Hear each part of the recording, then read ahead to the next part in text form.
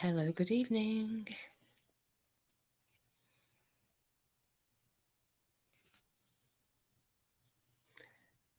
I shall just rattle around here for a few minutes and see if anybody comes in.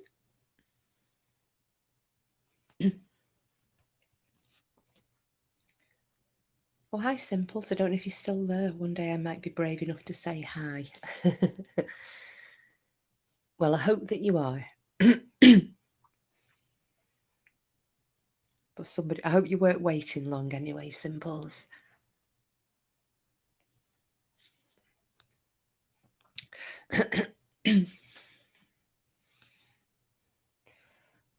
Welcome anybody who's coming in. Please say hi if you like.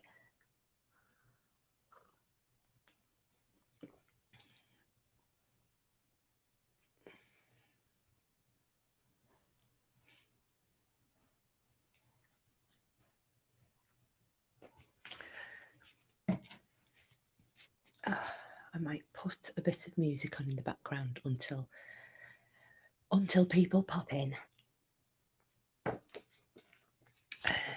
Get myself all sorted. Got my cup of tea handy, got my vape handy, got all my notes handy. Pardon me. So just wait for a few guys to drop in, and then hopefully I can start. Oh, hi Voodoo. Hello, lovely. Welcome, welcome. I think Simples may have been here and gone elsewhere, so I'm just kind of talking. I was talking to myself till people came in. How are you today, Voodoo? Are you well?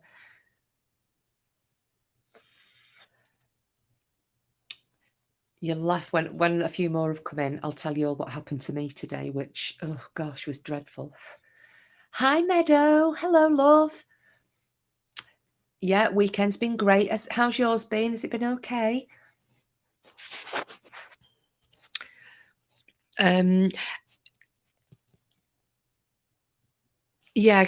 kind of. I've had a mare of a day. Denny knows because she'd sent me a message before, and I told her on text what had happened to me this morning. So yeah, we had a bit of a chuckle about that. Hiya, Sharon, love. Hello, hello, hello.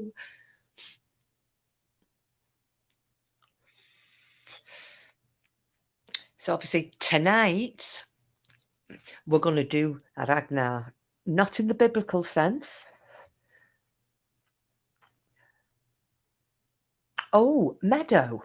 Now I can ask you while you're here. I thought Simples was in chat, but I think she must have been in and popped out quickly. Do you know what the pub, the Ship and Anchor, is like on Lindisfarne, by any chance?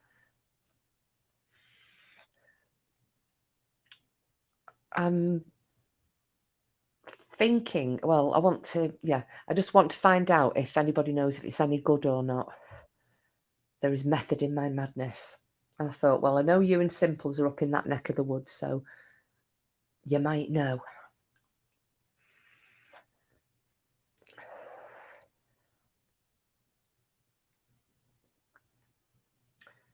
What's everybody been up today? Anything good?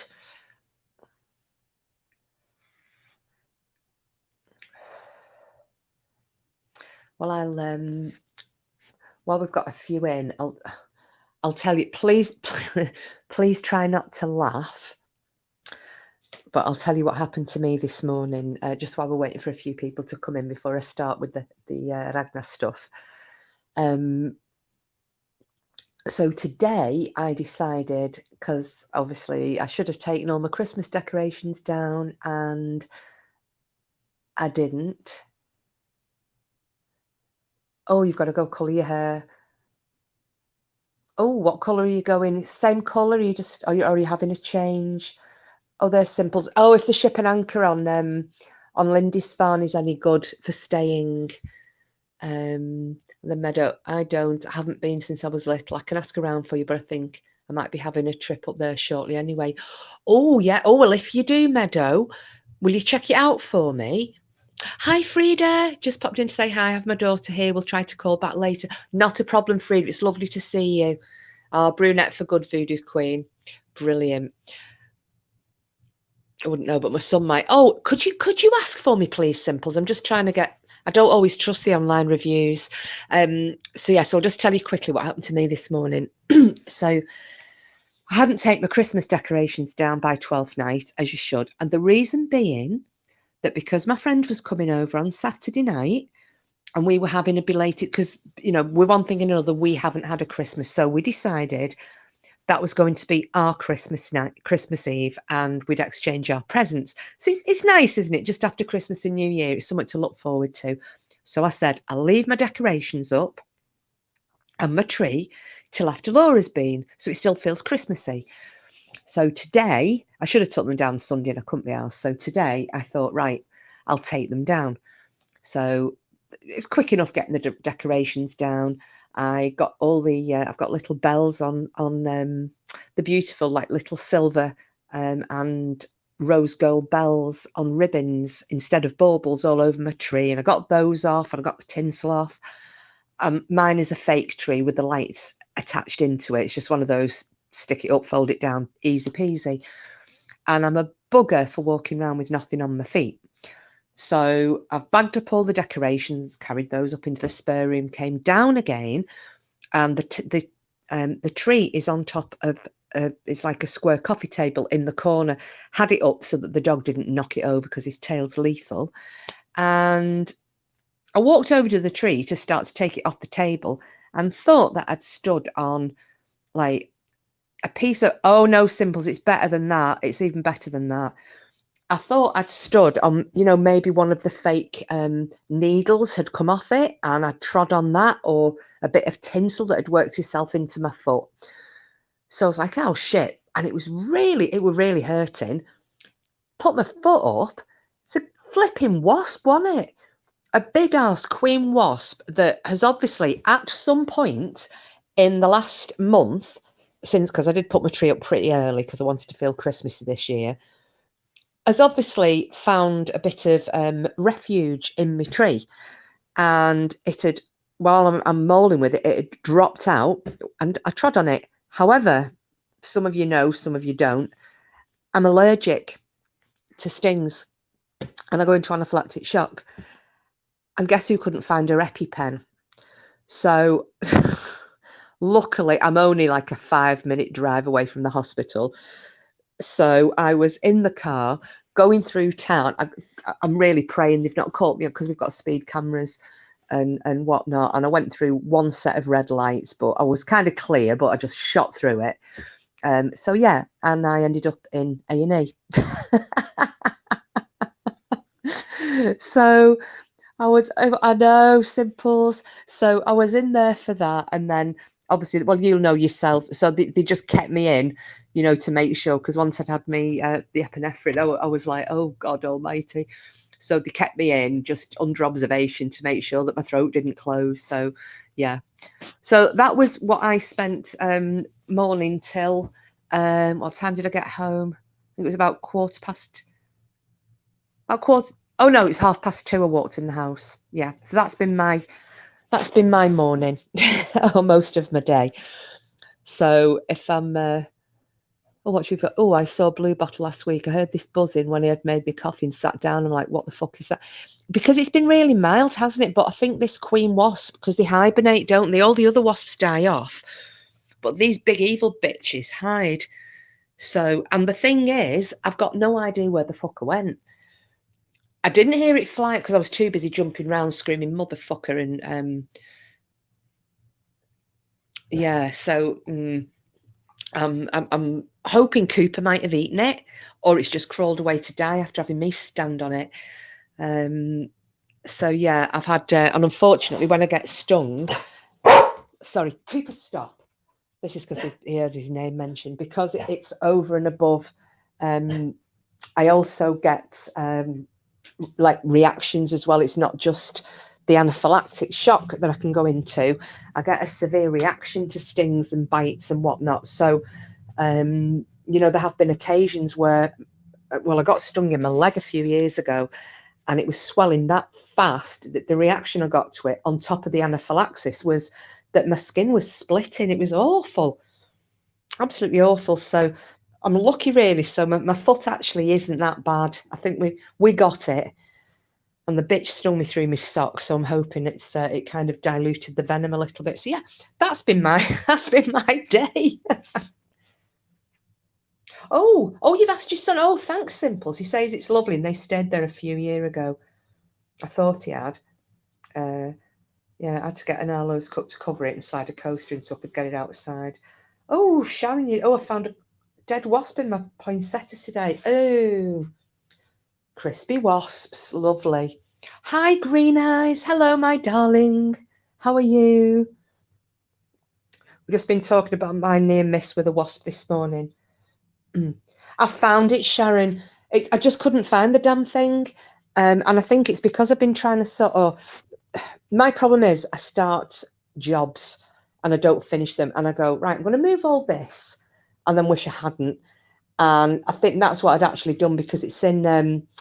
I've got it in like a little carry case.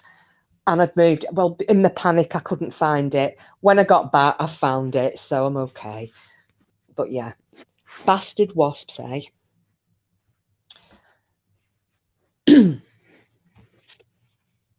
And how's Green Eyes today? You all right, my lovely?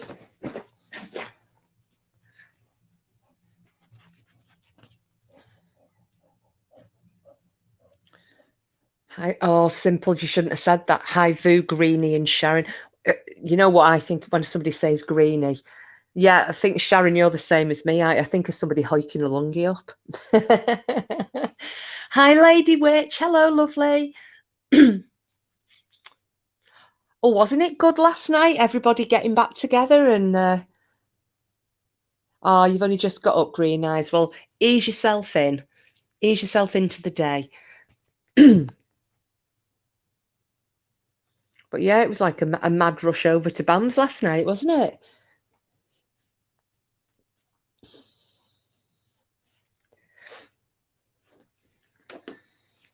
Just reminded me of the Black Friday sales, you know, when you're all trying to get in the shop first.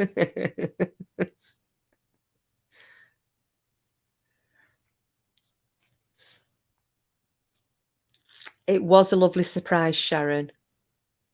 Simple as eased myself in all day. Yeah.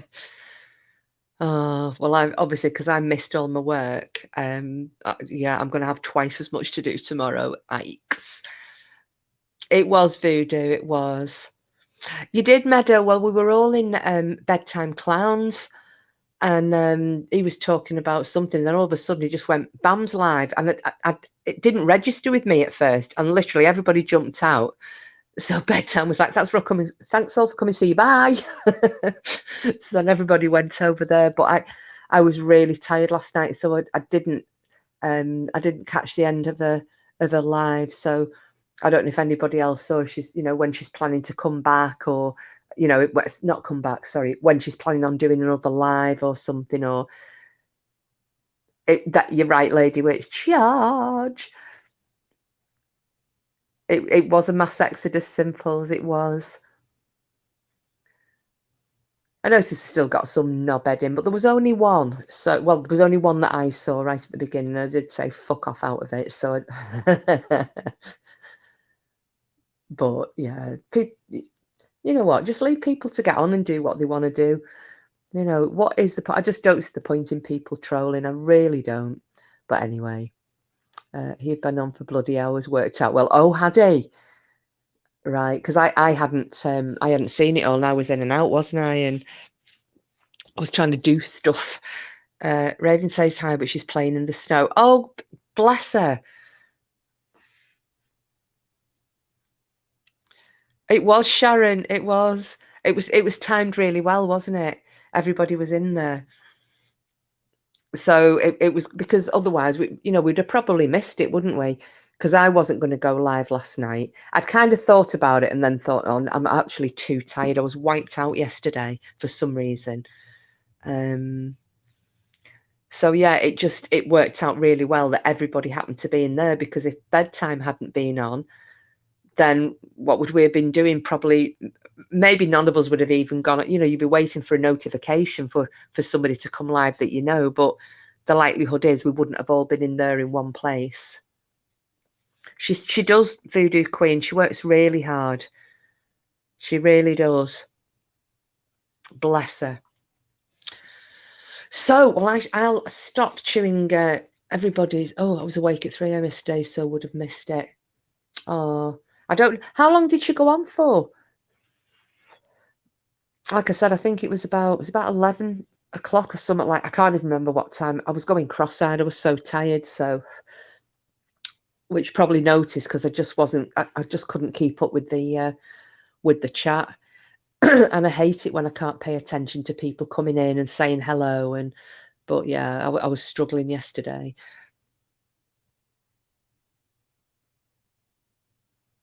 So I'll just just go back over chat, make sure I've not missed anything. And then I shall get on with our little tale of Ragnar Lothbrok. I just pray she doesn't fall off the deck. The snow is deep enough. She'll be lost until... Oh, of course, yeah. Little Diddy man. Oh, so you left about the same time as me, Sharon. Oh, okay. Does anyone know if it's easy to move a switch from house to house? What do you mean, like a wall switch, or am I being thick? Simples.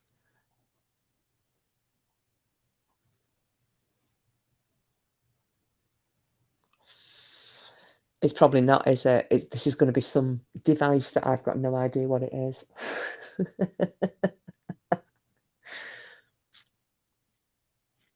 Game platform. I've got no idea. It's a pity because our resident gamer and smut merchant isn't in tonight, is he?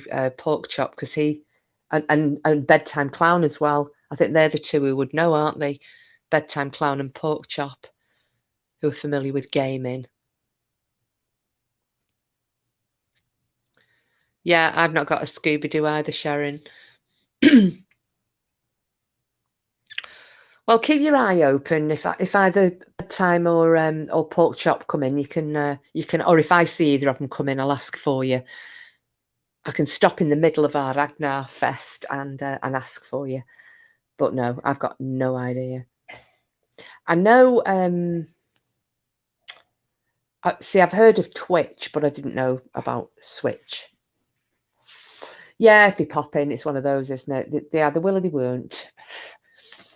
Right. So, shall I begin? If everybody's sitting comfortably, and we can have a little chat about the wonderful Ragnar Lothbrok. Just going to check on my cauliflower. Oh, is that what you're having for tea tonight, Simples? Shall we wait for you to get back? Do you know what I've had for my tea? Well, in fact, what I've had to eat all day, because, as I said, I spent all that time at the hospital. I came home and I was like, what have I got in to eat? I couldn't be asked cooking anything. And my friend bought me a box of, the Gillian chocolate seashells as part of my Christmas present. So I've eaten half a box of those. So that's been my sustenance for today, and a few cups of tea. Yeah, I didn't know either, Sharon. Well, did you hear what I said? I thought she meant a light switch. Duh. So you're not the only one. I'm obviously not as down with the kids as I thought I was, but gaming's not something I do. So, right. Okay. Let's have a natter about Ragnar. Now, for most Norse or I'll say Scandi because it's not just Norway. Oh, the cauliflower. Oh, I thought you meant the switch thing, Sharon.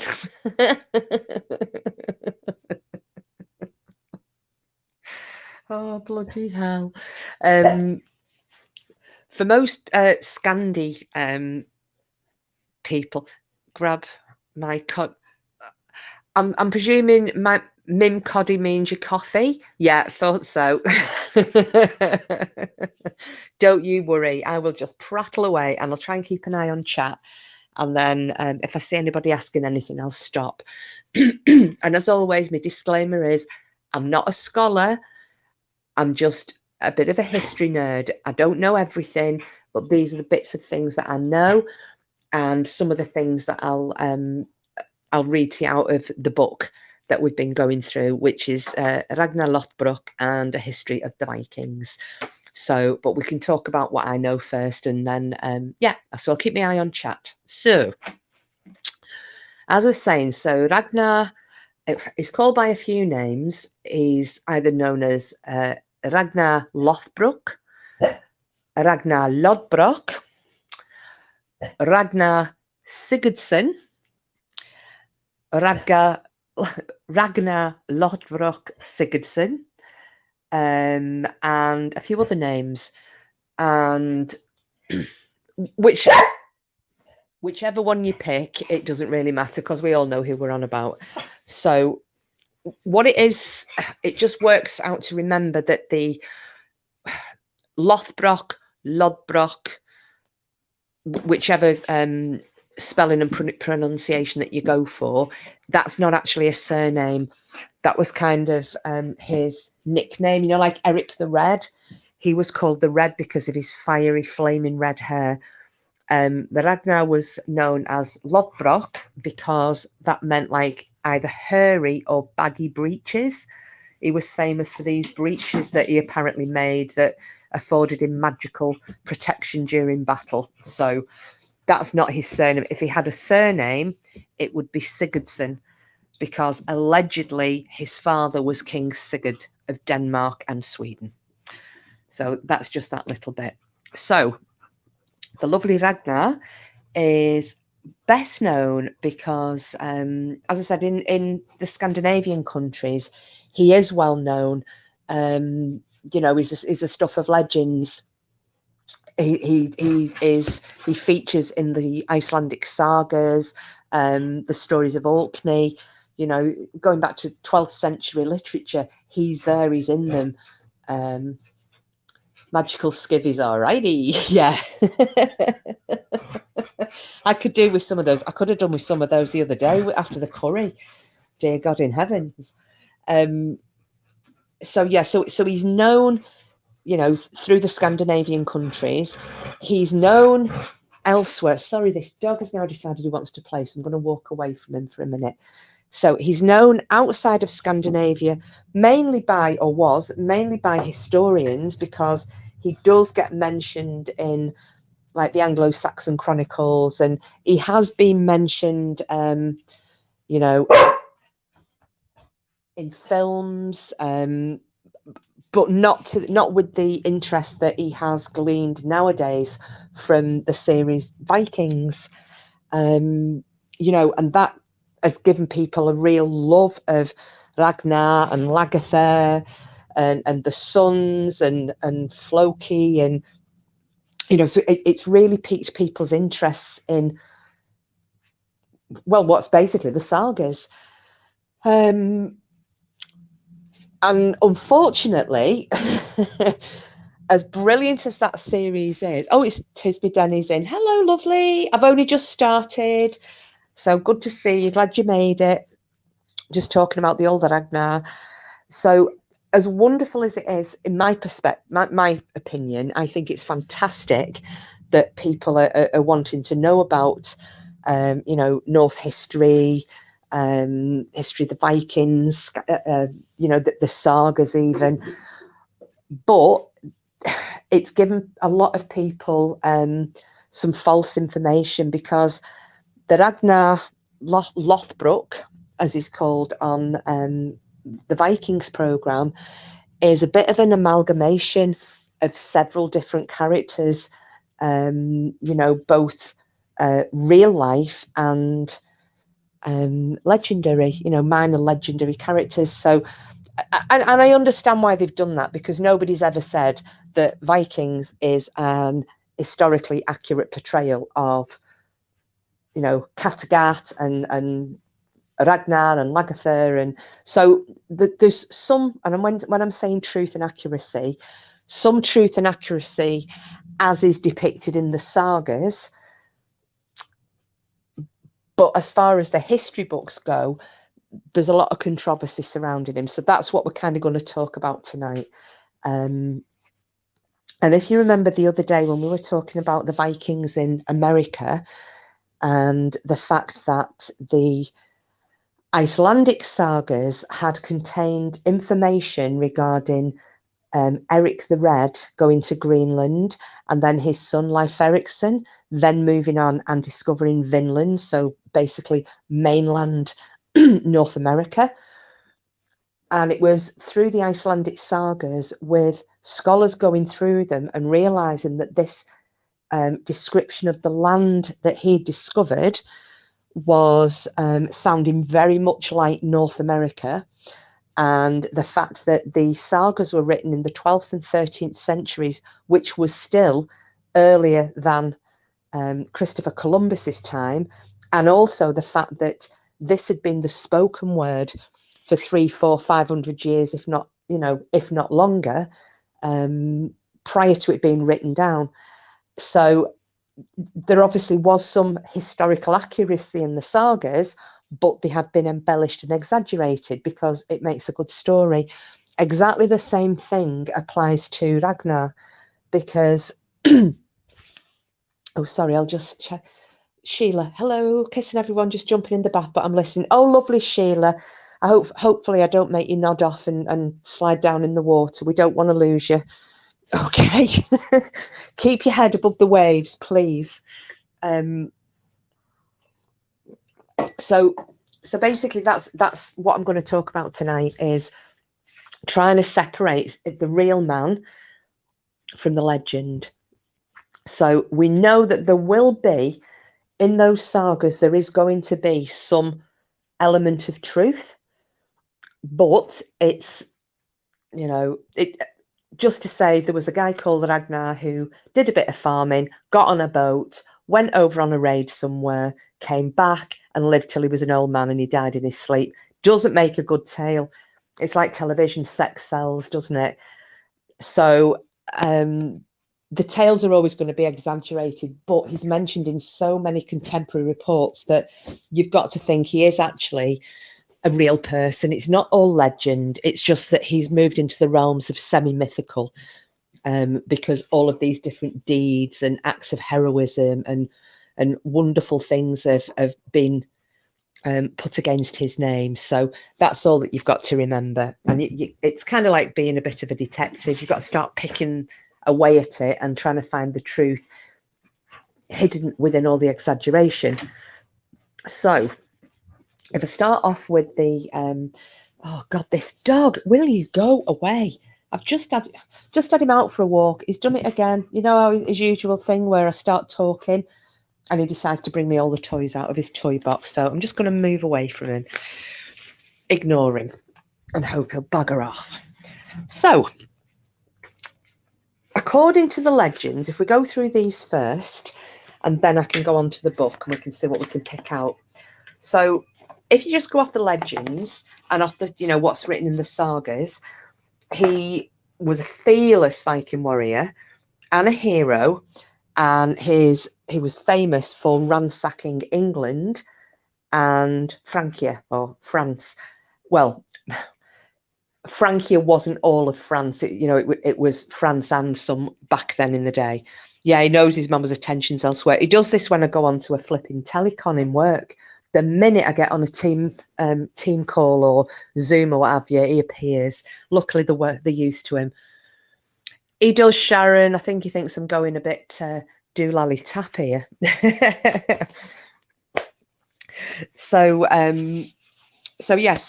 basically he was known for being, he was the bane of the lives of the English and the Franks, and he was the for want of a better word, the father of the great heathen army. But this, as I just said, the historical accuracy of these deeds in his life is subject to a lot of debate. So, oh, and there we go. Sorry, I've got an alarm going off on my work phone that I forgot to turn off. And it's just reminding me to turn the volume off on this phone. Otherwise, damn thing's going to go off, isn't it? Right, so So as I was saying, his actual existence, it's doubted by an awful lot of scholars. A lot of people don't, they don't even put any store in what's written in the Icelandic sagas. But it's not just the Icelandic sagas. It's you've got the Icelandic sagas. You have got the tales of Orkney. You have got the Danish annals. There's some of what's remaining in the Irish annals. So it isn't just going off the words of these sagas. Some of these documents are written, the Anglo-Saxon chronicles, they are contemporary.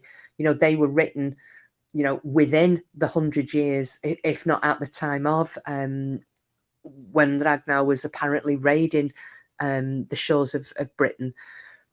So even though the Icelandic sagas, the Orkney tales and what have you were written down, 300 or 400 years after the fact, those stories were still being passed on by word of mouth and inherited and, passed on by daughters and sons and then to those daughters and sons. So yeah, they do get changed in the telling, but the bare bones of them should still be there.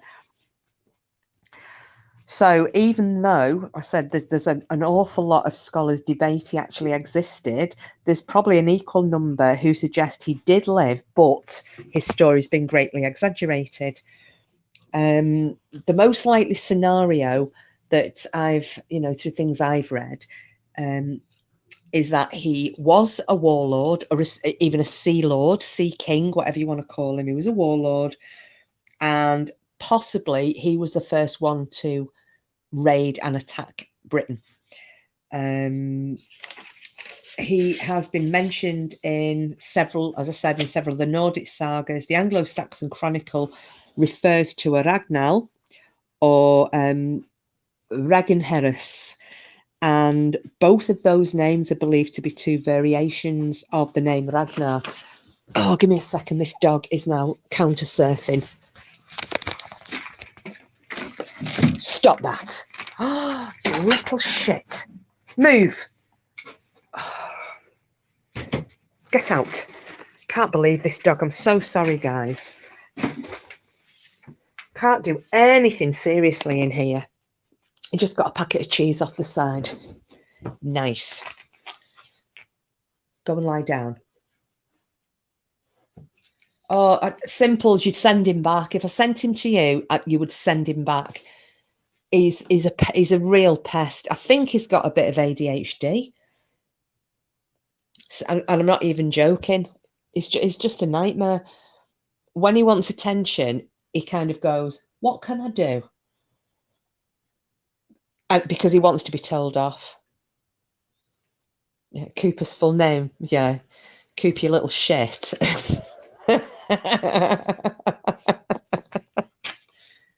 Yeah, he's off again. Oh my goodness, I'm so sorry, guys. Get in here, you naughty boy. Stop it. Because I don't feed him either. You can obviously all tell that my dog, when you've seen the videos, he's starving, his ribs are stuck out and everything. He's just being really, really naughty. Stop.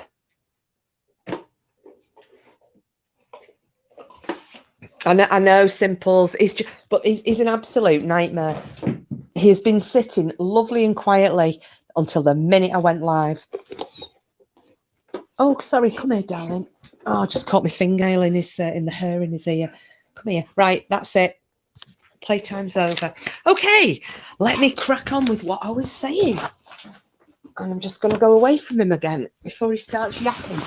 Right. This live isn't turning into the exciting experience I was hoping it would be.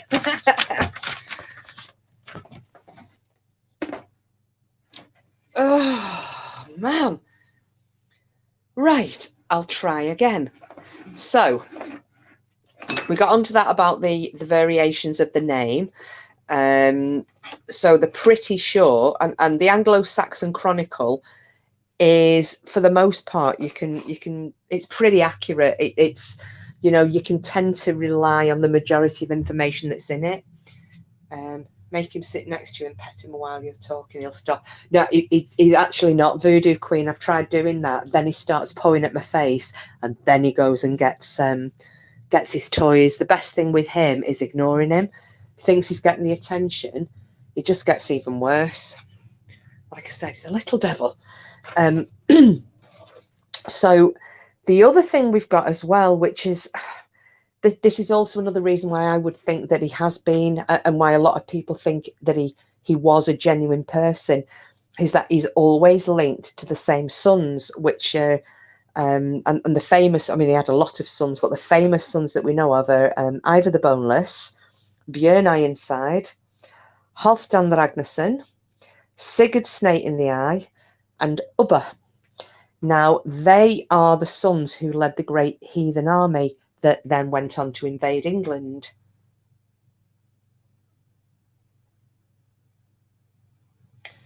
Oh, thanks, Lady Witch. I know I'm Voodoo Queen. I know. It's just it's just really, really off-putting when he's been so quiet, and I don't want to be giving you guys half stories and whatnot because I'm getting distracted.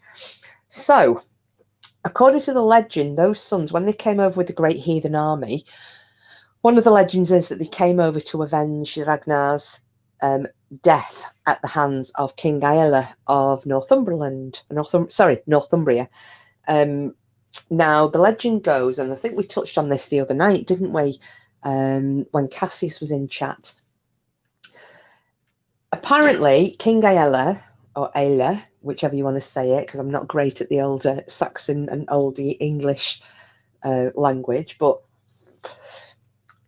King Aelle apparently captured Ragnar and threw him into a snake pit full of poisonous vipers, and Ragnar was bitten to death.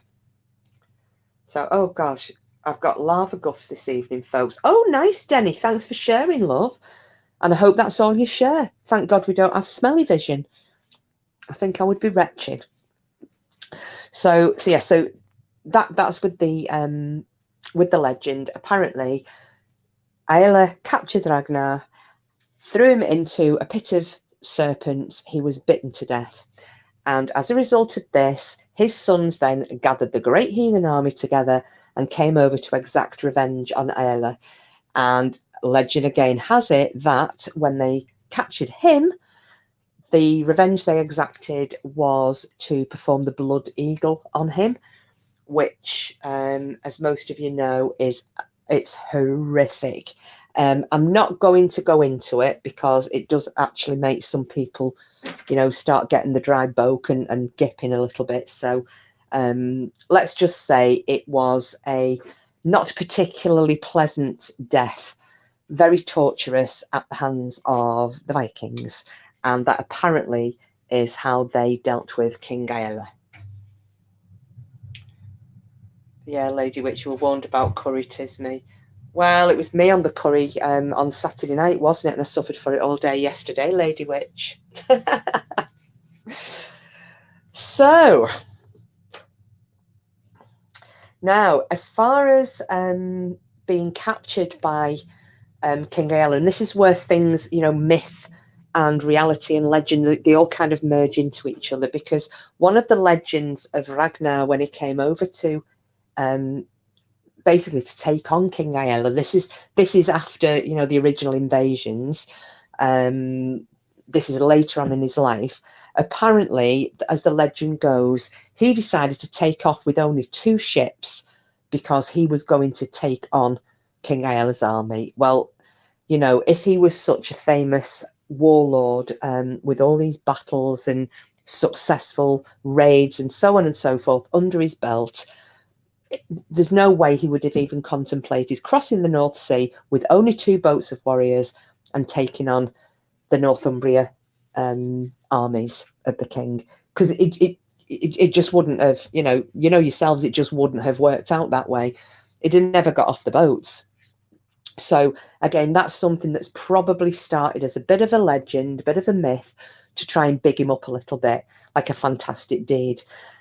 And I've no doubt that he possibly may have been coming over on a raid, but I don't think it was only with 2 ships, and it definitely wasn't to take on the king's army. And some scholars have suggested that it's more likely that he died somewhere along the Irish Sea, around, well, anywhere between 852 and 856 AD. So let's have a look. Sorry, let's just see what I've missed. Soy honey salmon from yesterday. Oh no. Green eyes. Thought I'd shit a lizard. What? sorry. Let's just set Ragnar aside for one side. I need to read this bit. You thought you'd shit a lizard? Defo warm-blooded. Oh no.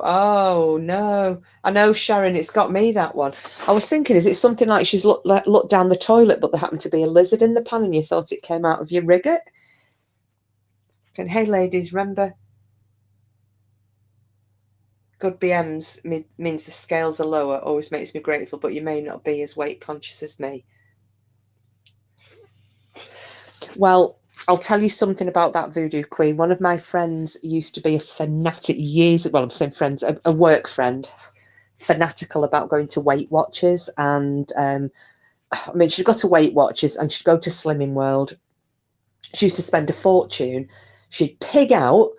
And then the day before it was weighing day, so she's still paying to go to these meetings, she'd buy, I don't know if you can still get it, but she used to buy from the chemist a bottle of syrup of figs, and she would drink the entire bottle the night before weighing day. And she would spend all morning in the office before she went for the weighing at lunchtime, stuck in the toilets, shitting through the eye of a needle.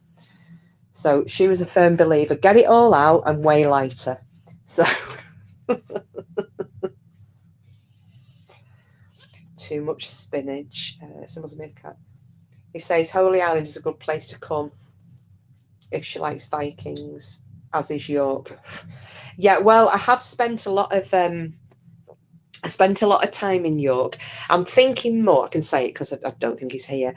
I'm saying it more for Mr. Sexy because I'm thinking possibly Valentine's Day-ish, around that area, see if I can get us in somewhere and go to Lindisfarne, because he loves York, as do I. But there's a famous haunted I think it's a haunted inn in York that he really wants to stay at, and I've already looked at that and they're booked solid.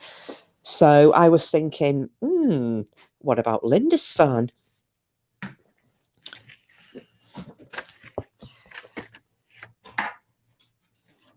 So let me just see what else I've missed.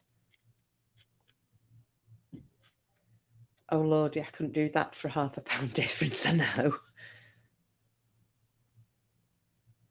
My nan's mate used to do that. Eat like a pig all week, then laxative. That exercise out before weigh day, I know. I used to say to her, better arsehole was like the Japanese flag. Oh, if you're passing through, come to me for a cup of... Oh, Simples, do you know what, lovey? I might just do that. I'll see if we can get in somewhere. Because I think Valentine's falls on a Monday, doesn't it? This year. So I'm going to have a little look round. But somebody mentioned that pub and said it was, it was a nice place, but they hadn't stayed in it. And I thought, oh, I wonder if anybody on here knows. So...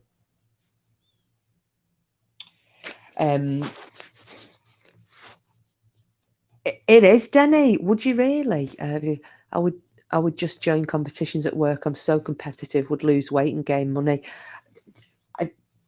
I hear you with that, Voodoo Queen, because I'm stubborn. If I say I'm going to lose something, like lose weight, I'll just stick to it. It's like with the smoking thing. It's just because I'm being a stubborn get. Oh, he stayed there and he says it's lovely. Simples, thank you.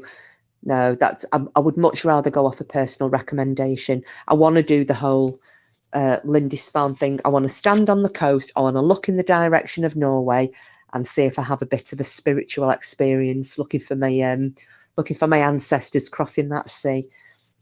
Because Part of this as well is that pretty sure green eyes, and there's me desperately trying to put weight on. Yeah, I think I could do with a little bit on green eyes because I'm really feeling the cold at the moment. It's been any while video. I used to be obsessed with working out and staying slim, just hoping for an ounce of that to return and stay. Yeah. We're never happy, are we? We're either too fat, too thin, too tall, too short. Well, too short is my case. Green eyes, we will eat you. Well, look what I've had for me. You know, my meal today has consisted of Gillian flipping what they call chocolate seashells because I just couldn't be arsed making anything to eat. That's lazy.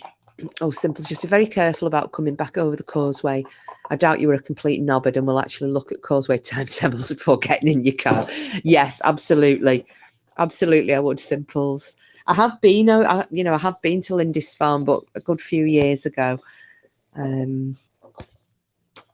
So, well, with Lindisfarne, they also think that it's possible that the reason that Ragnar gets a mention in the Anglo-Saxon Chronicles is that he was possibly the leader of that raid on Lindisfarne.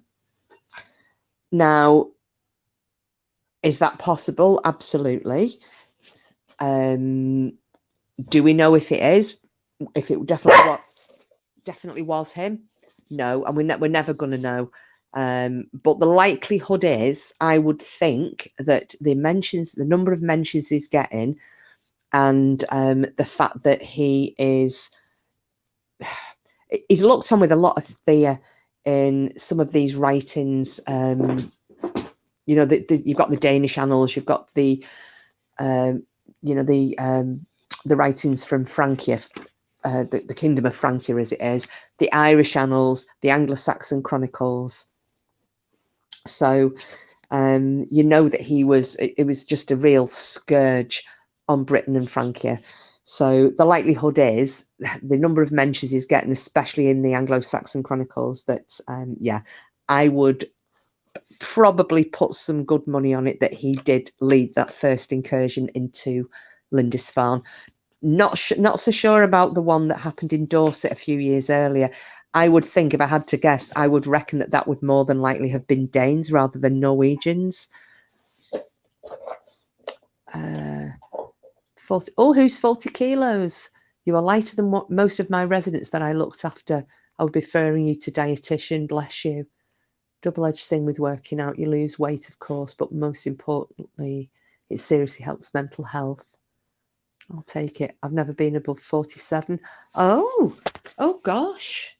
Yeah, but you're tiny though, aren't you?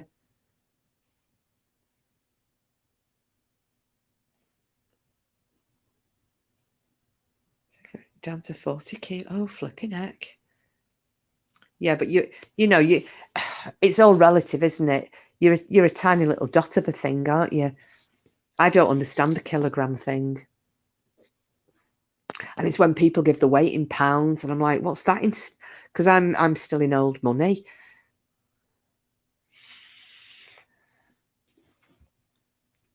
I eat too well. That's it. Don't eat much shit.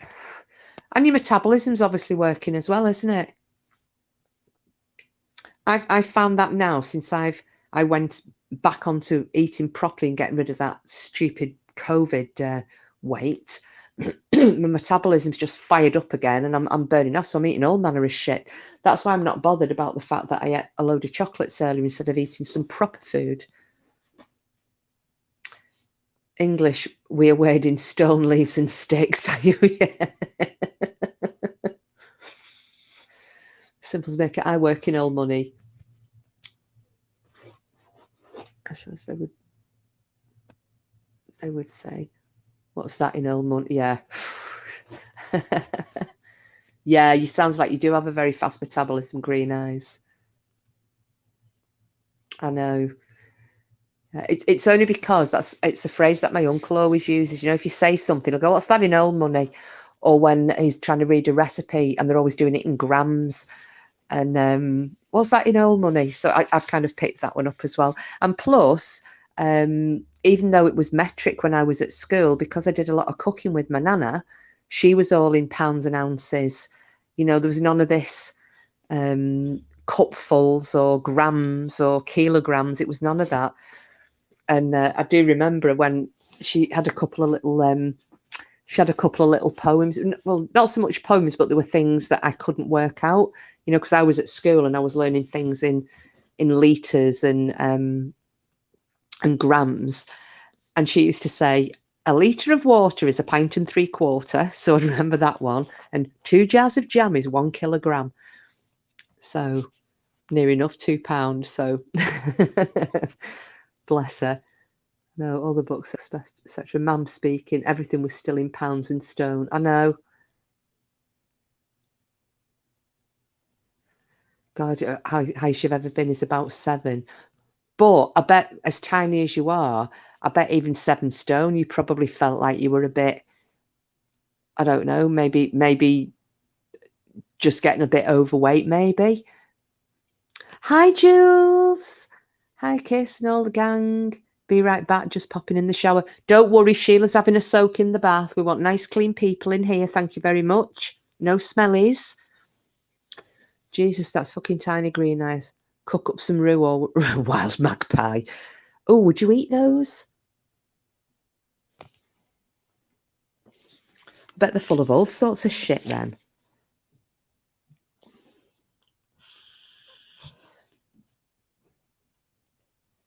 Oh, everybody's saying hello to Jules. It's great, everybody coming in. Now, something else as well that the series Vikings has got people confused with is there's a lot of, how do I put this? As I said, they've amalgamated. No, it's fine, Sheila. Trying to wash myself away to 7 stone, I wish. Yeah, just keep running hot water in the bath. Melt it. So because when I was saying earlier, they've amalgamated quite a few different characters, and I can understand, you know, the use of artistic license to try and get as much historical fact into a program that's potentially got a lifespan. You know, it's not going to be an indefinite series, so they want to get as much in as they possibly can. And it's like on the series with Ragnar's brother Rollo, and he's obviously playing.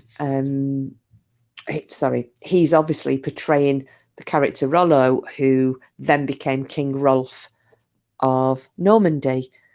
You know, and he was the was he the great grandfather, I think, of William the Conqueror. So he's portrayed as Ragnar's brother. However, he wasn't, you know, because in real life, those raids on Francia, they took place between 50 and 90 years after the raids on Lindisfarne, which is when Ragnar was around. So they've just tried to cram as much stuff in, and that's fine because it's getting people interested, but you can't take everything on that series as the gospel, because it just confuses things, and you start questioning all sorts of different stuff you're being told. So it's just worth remembering that, it's not all gospel truth, that series. A lot of it's correct to a certain degree, but it's not, and it's just like the Icelandic sagas. You can't rely on it as being the gospel truth, but there will be elements in there. So, I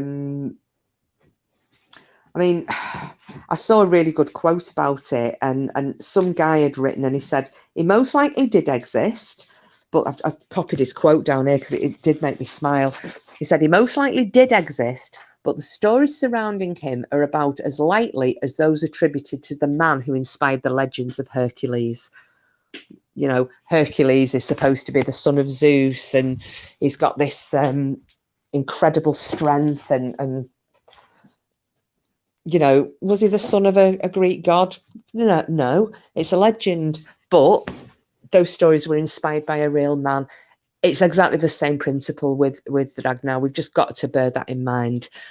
Now, Something we do know, and this is from the sagas, and this is from the legends, they didn't portray this identically on the series, but if we can believe what we can, what we read, he had 3 wives.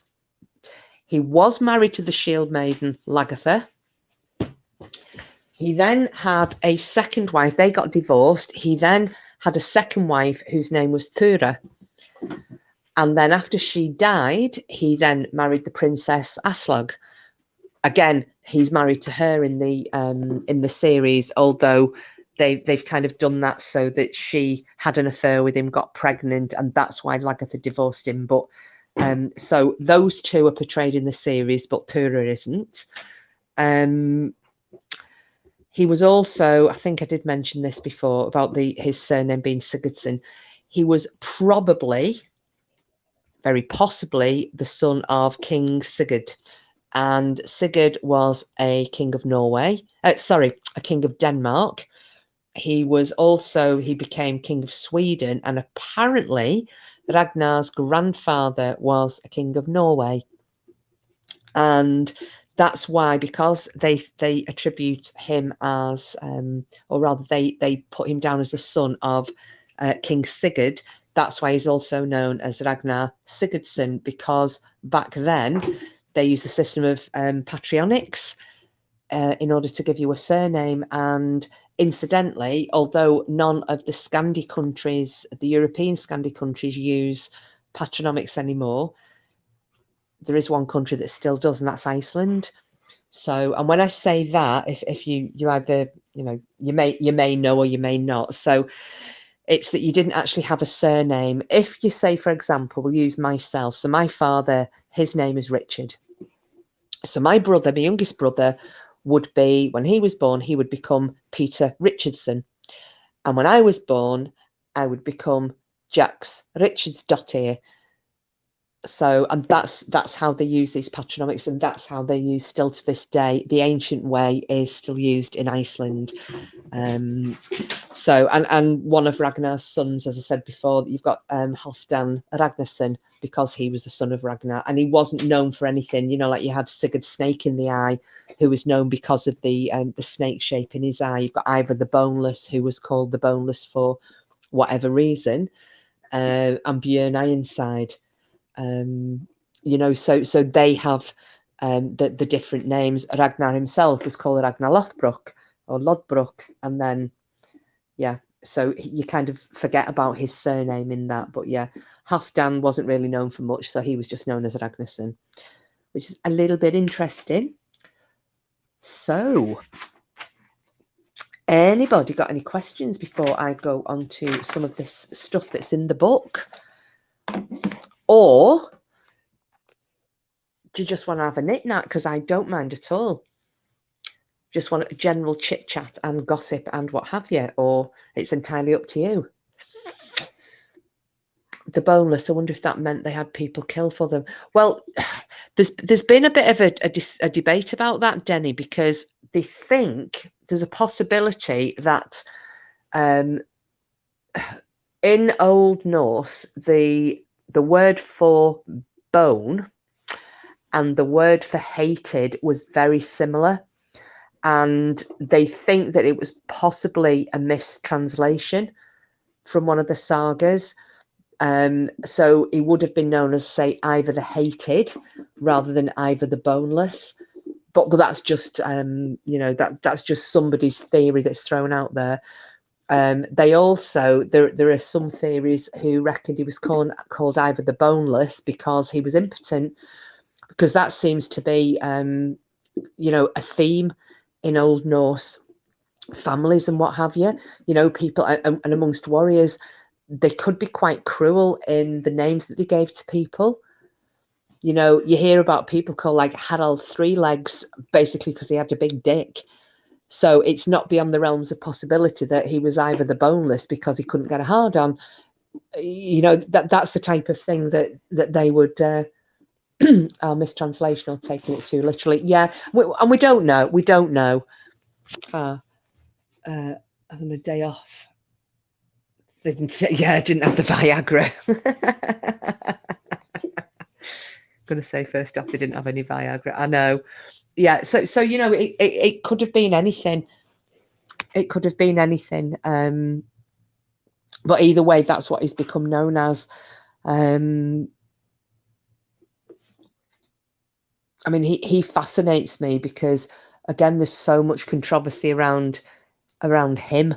I mean, he was absolutely brutal.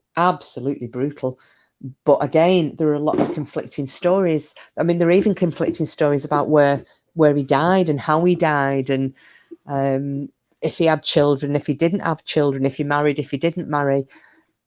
You know, it just depends who's telling the story and where it was written. You know, who translated it, who actually wrote it down. From the verbal sagas, you know, the poets, which poet was telling which story. So again, it's always going to be very, very hard to separate the myth from the reality. I mean, with Ivor the Boneless, one of my theories on that is a lot of people suggest he died in Dublin. Again, you can't disprove that. But there's also, and again, probably about as many people who reckoned he died in Britain with the Great Heathen Army when they came to winter over here. And there has been in Repton, they did find a huge, I think it was initially uncovered in the 1600s. They found a huge burial mound that contained 200 and odd warriors, and they were all placed around this one central figure. Now, he wasn't gigantic person, because you get some tales about Ivor the Boneless being a really tall person, you know, but again, like we were saying last week, it could be, you know, it could have been 5'4", but to their enemies, they want to make him sound really scary. So, you know, he's a massive giant of 10 foot tall and he breathes fire, and, you know, we just don't know. However, it was said that he was taller than most. Now, back then, due to the diet and you know, or lack thereof, people didn't get as tall even as they get today. So to be around about the 6 foot mark as a man, that would have been a significant height for some people. Now, this skeleton that they found in the centre of the burial mound in Repton, because they did uncover it again back in, I think it was in the 1980s. He was in the centre of the mound. They're pretty sure that this would have been the leader of this band of, the majority of them were fighting age males. There were a few women in there as well. You know, there's always women where there's a war party. But this skeleton was so badly, he'd been hacked, basically, absolutely hacked. And there is a lot of feeling when they worked out he was around about the 6 foot height, and there's a lot of people feeling that this is the remains of Ivor the Boneless, because they know that he was in Repton. They know that he had tried to fortify where the church was at Repton at one point, but we don't know. We just don't know. So, anybody want to know anything else, or shall I go on to read about Ragnar from the book? I'll just give you a second if you want to answer. I hate this delay between StreamYard and comments. It's bloody annoying.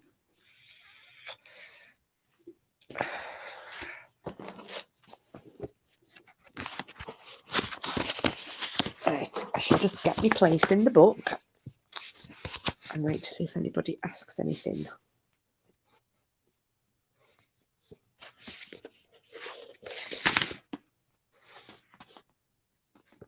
Right.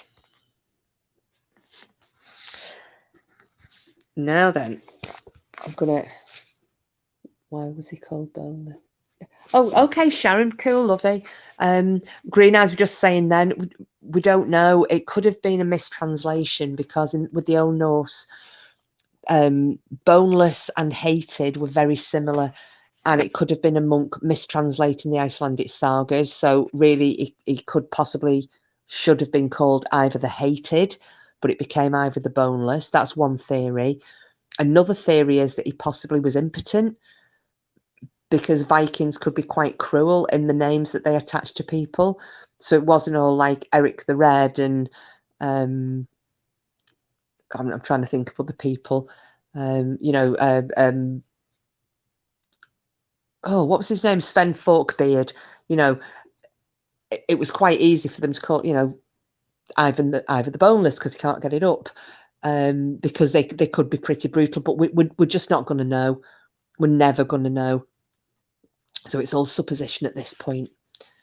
Ivan the Flop, yeah, absolutely. But you know, they would have called them things like that, and it was accepted, like spineless. Yeah, it could have even been like that. Although I'd probably not so much spineless though, Sharon, I don't think, because he was renowned as being he was a very cruel, fearless warrior. I mean, everybody said it, you know, people feared him. So, yeah, but I would love to know. I would love to know why he was called Boneless. Well, another reason I'd love to go back. So I'm going to read you a little bit about the legends about Ragnar when he and King Aella. So this is kind of like him going over his death and then what followed from that. No, he definitely wasn't, Sharon. Definitely not spineless, but spaghetti at a dartboard. There she goes. Denny hasn't let me down. Denny hasn't let me down. Bless you. Right, so I shall just get my page and we shall start with what the book says. So, according to legend, King Aella, who ruled England, well, he didn't rule England. He actually, this is where this book's got it wrong. He actually ruled Northumbria. He'd heard that Ragnar would be coming his way, so he sent men to reveal to him when the Ragnar would land, and they soon came with news of his arrival. Aella called on every able man within his domain, ordering each man that could hold a shield and ride a horse to help defend against Ragnar's invasion. Aella was able to gather a surprisingly vast number of armed men for the upcoming battle. He's claimed to have said to his men, "If we gain the victory in this battle, and you see Ragnar, you must not attack him with weapons, for he has sons who sooner or later will avenge his death." Ragnar prepared for the fight to come by garbing himself in his shaggy pieces of clothing. So again, we're going back to his Lodbrok, which are his shaggy breeches, his magical pants, and armed himself with the spear that he had used to slay the giant snake that had lain around the home of Tura. Tura was his second wife, and that again is a legend in and of itself. He had no other armour aside from a helmet. When the battle began, Ragnar appeared to have fewer men by far. A large portion of Ragnar's men fell within a few hours of the battle. However, wherever Ragnar himself went, his enemies shied away from his attacks. He strolled through their ranks, and whenever he charged at them, his blows were so heavy that nothing could stand against him. Neither steel nor arrows touched him. He received no injuries, and he slew a large number of King Aella's men. At last, when every one of Ragnar's men had fallen, Ragnar was flanked by shields and he was captured. He was asked to state his identity, but he remained silent and would give no answer. Aella is claimed to have said, "That man must be punished if he will not tell us who he is. Now throw him into a snake pit and let him sit there a long time. If he says anything by which we can see that he is Ragnar, he shall be taken away as soon as possible." So Ragnar was thrown into the snake pit, where he sat for quite a while, and the snakes did not harm him. So people began to say, "This is a great man. The weapons did not wound him today, and now the snakes do no harm to him." Aella later instructed his men to remove Ragnar's garments, and when they had done so, the snakes attacked him. In any case, History asserts that Aella did not realise that the man kept hostage was Ragnar until after his death. And that makes sense because obviously he had warned all his men, don't touch him because he's got a lot of sons and they will come for you. So it just seems crazy that if he had known it was Ragnar, after warning people not to touch him in battle, that he would then go ahead and do this. So Ragnar's sons, who had returned to Denmark, soon heard of their father's death. King Aella sent couriers to inform them of the death of their father, with instructions to note precisely how each of them received the news. The delegates discovered Ivar sitting in the high seat, while Hvitserk and Sigurd were playing chess, and Björn was occupied shaping a spear shaft. As the envoys were conveying their message, Björn shook the shaft until it broke in two. Hvitserk crushed a chessman in his grasp so hard that blood sprang from under his nails, while Sigurd, who was paring his nails, sliced his finger deeply without giving the slightest sign of pain. Ivar alone scrutinised the messengers and talked unobtrusively with them. The only hint of shock was the change of his skin colour from flushed cheeks to pallor. When Aella heard of the various reactions of Ragnar's sons, he is said to have announced that it is Ivar we have to fear and none other. Ragnar's sons created a plan to avenge their father.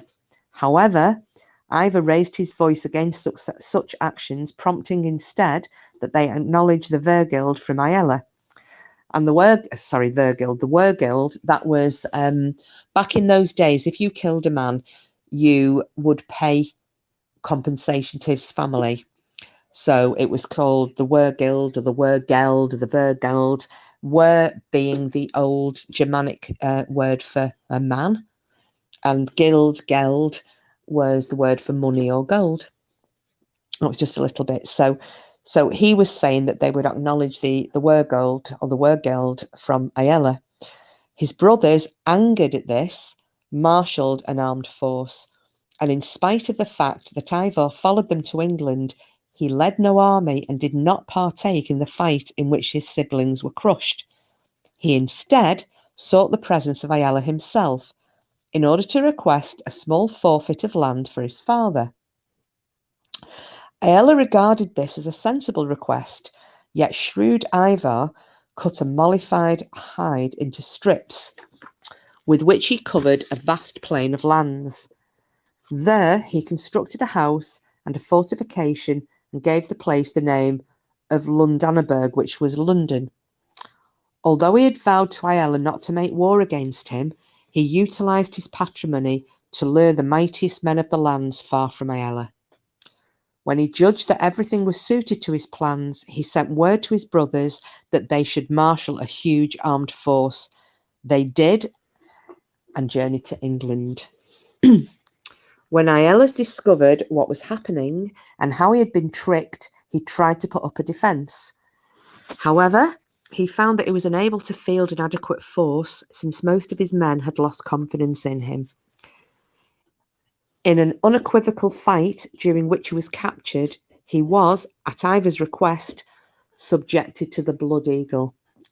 This was an abhorrent Viking technique for torture and execution that can be found in some Nordic saga legends. Trigger warning, if you don't want to gip, I suggest you start singing and put your fingers in your ears, because this book actually, it does go into detail. So I'm going to read it as it is. So I am sorry, guys. Turn away if you don't want to hear what a blood eagle is. So here we go. Trigger warning. The blood eagle was carried out by cutting the ribs of the victim, breaking the ribs so that they looked like blood-coloured wings, and by hauling the lungs out through the wounds in the victim's back. Salt was then poured into the wounds. Minging. With Aella dead, Ivar now allowed his brothers to maintain their influence over Ragnar's domain. He took England for himself and reigned there until his death. Hvitserk was taken prisoner during a venture to the shores of the Baltic, and chose to die by fire on a pyre of human skulls. Björn later ruled in Sweden, while Sigurd Snake in the Eye held power in Denmark. Now, there's a quote here from Catherine Holman in the Historical Dictionary of Vikings that I'm going to read. I see you simples. So, as I said, this is from the Historical Dictionary of the Vikings by Catherine Holman. Although his sons are historical figures, there is no evidence that Ragnar himself ever lived, and he seems to be an amalgam of several different historical figures and pure literary invention. So that's what she said. Now, several of the tales about the legend of Ragnar Lothbrok emerge with the legends of several other Viking heroes. So the authenticity of Ragnar's existence remains a bit of a disputed issue amongst historians. However, there's another she's an antiquarian called Hilda Ellis Davidson. And in 1980, she wrote that certain scholars in recent years have come to accept at least part of Ragnar's story as based on historical fact. The Viking king Ragnar Lothbrok and his sons feature in a variety of medieval stories, all of them highly dramatic. So, 2 centuries after Ragnar's death, descendants of Ragnar Lothbrok's sons stayed in the western region of France, transforming this region into the land of the Norsemen, then later becoming known as Normandy as we know it. Nevertheless, whether Ragnar Lothbrok existed or not will probably remain forever a mystery amongst historians. So there you go. That's what we've got on the Ragnar Lothbrok. What do you think? Well, let me just go back through the chat. Oh, Jules, here I am. Hubby came in the bathroom. I said, get out, kiss and gang are waiting for me.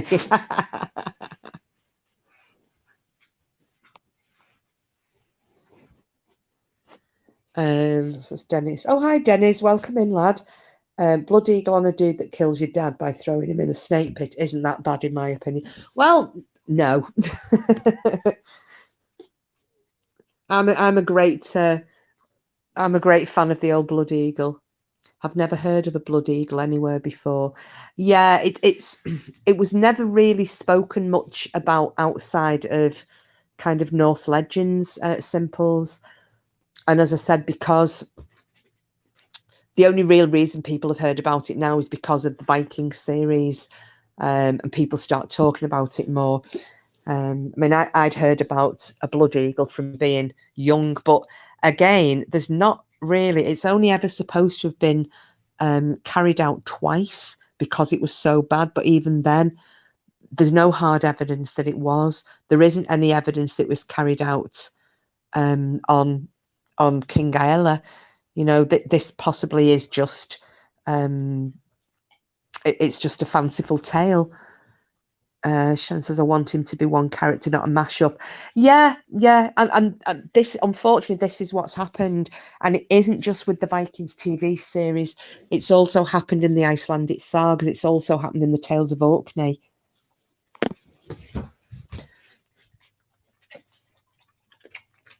Oh, just give me a second, guys. The dog's eating something he shouldn't be. Oh, little sod.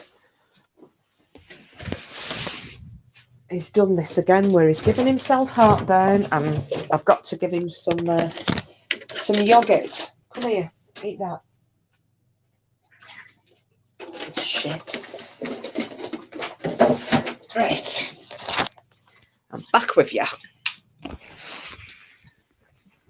Let's have a look. This explains the vibes on Holy Island, really. I've always felt a bit strange and I didn't know why. You'll feel it if you go there. Yeah, well, he's having some natural yogurt simples. It's because he gives himself heartburn. He's an idiot. He's an anxious dog. He gets incredibly anxious for no reason whatsoever. He probably should have a curry. It might make him feel a bit better. The book, Dennis, it's by a man called Noah Brown, and it's called Ragnar Lothbrok and a History of the Vikings. It was a Christmas present, so I wanted to share it with everybody. I read a book, Simples, years ago, and I can't for the life of me remember what it was called, and it was set on Holy Island. And apparently it was somebody who was on holiday there. I mean, it's fiction. It isn't real. But this fictional tale is based on somebody who was holidaying on Lindisfarne, and we're getting flashbacks into the Viking times, and they were seeing things, so they actually watched a Viking burial. They watched like preparing for battle and so on. So it's I don't know, that kind of piqued my interest about Lindisfarne, because I'm sure in this book he also found these Vikings that he was seeing glimpses into the past of. They also had guided him towards a Viking horde. He actually saw where they'd buried this Viking horde, but I cannot for the life of me remember what the book's called. But it was really, really good, because the way they were describing it, at the time they were describing the earl the jarl, he had died. I don't know whether it was old age or battle. They were having a Viking burial for him, and they had basically got a local woman. I don't know if she worked in the local ale house, or she might have been a whore. I'm not sure, but basically they ended up with Sharon. It was actually a really good book. Do you know what? I'm going to try and find what the name of it was. I'll do a Google search and see if I can come up with it. But one of these parts in it, and this was actually quite historically accurate, they would have, they had this woman, and this is what the guy is seeing in his mind's eye. He's seeing that this, whether she was working in an ale house or she was a whore, whatever, the evening prior to the actual boat burial, she was then basically all of this Jarl's warriors would take the turn with her, and then she was, just before the boat was set alight, she was then like garroted, so she was strangled to death and then placed on the boat to go with their lord to Valhalla, to accompany to Valhalla. And it was one of the first times I'd ever actually read about that, but it is an accurate thing. They did do things like that. Dennis, the only book I've read based on Scandinavian mythology was The Legend of Sigurd and Gudrun by J.R. Tolkien. Yeah, well, Tolkien was, the languages that he put into the Hobbit books, they're all based on Old Norse, and, the runes, the elfin writing, and the writing of the dwarves and things. It's all based on Scandinavian mythology and runes and the language. And if you listen to the way the elves are talking, it does sound very, very Nordic.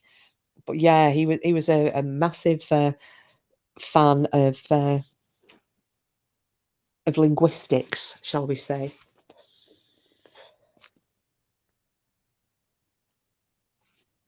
Let me just have a look.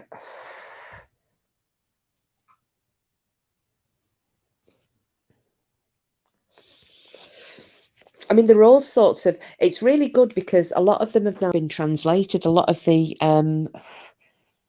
sagas. And I mean, there are actual sagas of Ragnar Lothbrok and his sons. There's a guy in America. Do you know what? I'll have to check him out later on, and I'll put it in the comments once I've closed this live down.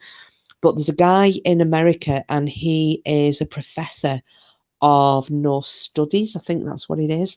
But he speaks Old Norse, and he's done a translation of the sagas of Ragnar Lothbrok and Ragnar and his sons, which I quite fancy, because I've got a translated copy of the Laxdæla saga, which is one of the Icelandic sagas, and I love it. And it was that was translated. Do you remember the guy who used to do Mastermind, Magnus Magnusson? he actually translated the book that I've got. So yeah, they're fascinating. You get a real glimpse with the Icelandic sagas. It's a real glimpse into what life was like out there. You know, and there's always a bit of intrigue. You know, there are people sleeping around. There's affairs. There's murders. There's thievery. Yes, Sheila. Yes, absolutely. He couldn't be anything else with a name like that, could he, Magnus Magnusson? But yeah, I was quite surprised when I found out that he'd actually done the translation on that book. So I'm guessing, I mean, I don't know, I should have looked into this unless somebody knows. Was Magnus Icelandic? I'm only asking because Icelandic is different from, you know, Norwegian and Swedish and Danish and Finnish. It's more along the lines of Old Norse. So it would make sense if Magnus was Icelandic, he would probably find it a lot easier, or at least of Icelandic heritage, we would find it easy to translate that.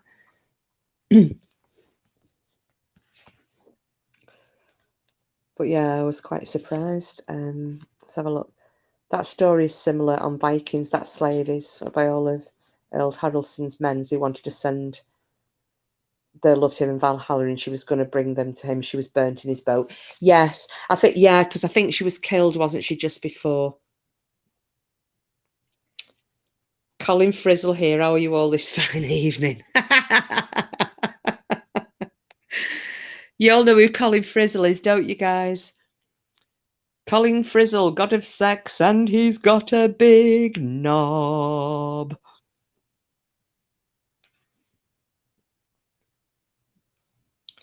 Listening, guys, just doing bits and bobs. Ah, Green Eyes says, my wingman is here. Sharon says, hello, pork chop. Tismy Denny will probably go into raptures when she realises you're here as well, although I don't know where she's gone at the moment. So yeah, it's quite, I always find it quite interesting when you hear about people, you know, they're doing other things in life, Tolkien writing The Hobbit and what have you, but he was actually a scholar, Magnus Magnusson. Hello again, Frida. Hi, lovely. I've swooped in under the radar. I'm high and right. Oh. Sheila says he was British born Icelandic and his family name was Sigurdsson.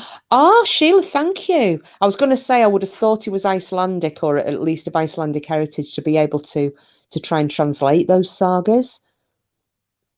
Let's see, Dennis says, yeah, there's loads of similarities between Tolkien's work regarding the world in which Lord of the Rings is set in Nordic mythology, especially between Silmarillion and Children of Húrin. Oh, Tisby Denny says the Portman, yo, yo. So, but yeah, and then finding that, you know, Magnus Magnusson is this scholarly chap. I mean, you know, he's kind of clever anyway, don't you? Anybody who's got anything to do with Mastermind is going to be pretty clever. But I only thought of him as a quidmaster. I didn't think of him as being a scholar, which is probably quite ignorant of me, really.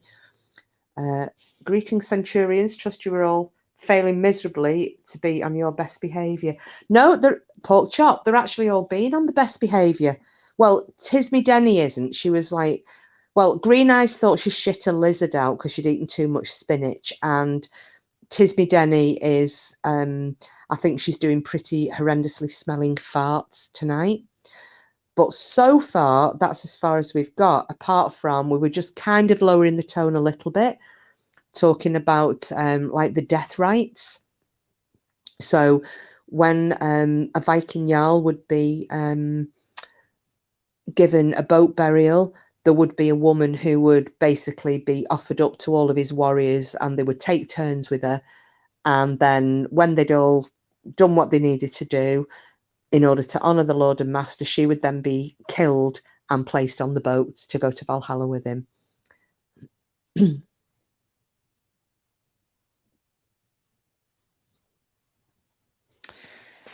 Let's have a look. Don't you think it's weird that Ragnar's dad is Sigurd? Oh, it's Hring. Yeah, it's Hring, Sigurd Hring. According to some stories, and his father-in-law Is Sigurd? Well, yeah, but it's a common name. Sigurd is a common name, or was a common name, Dennis. And to be fair, we don't know if Sigurd was actually his father. Again, it's just supposition. He's the most likely candidate. It's very possible, but we haven't got any proof. And it's the same with his father-in-law.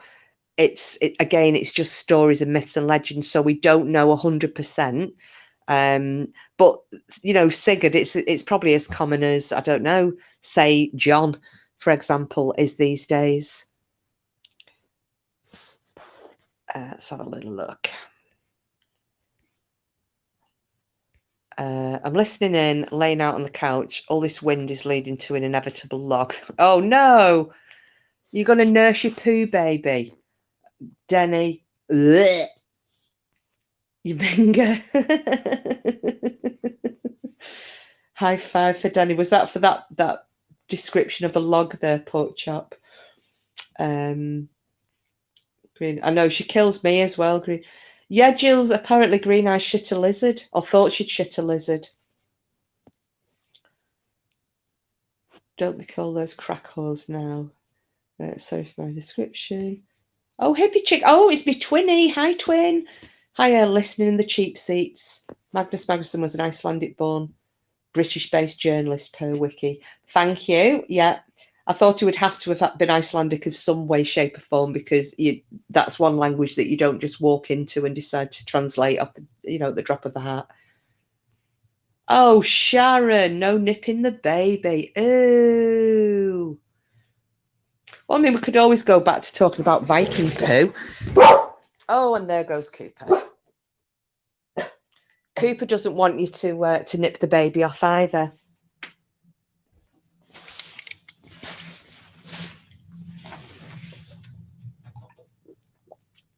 Let's just see what she's put. The ones that were offered to the men and then slaughtered, not the ones nursing a log. Well, the thing is, they could have either been a servant who offered, to go with the master to Valhalla. They could have been a slave. They could have been a captive, or a local whore, or just somebody who was none of those things, just a woman who fancied getting rogered by as many big hunky Vikings as possible, and not really taking into account that at the end of it they're probably going to either slit your throat, strangle you, or burn you alive, because you're going to Valhalla with the master. So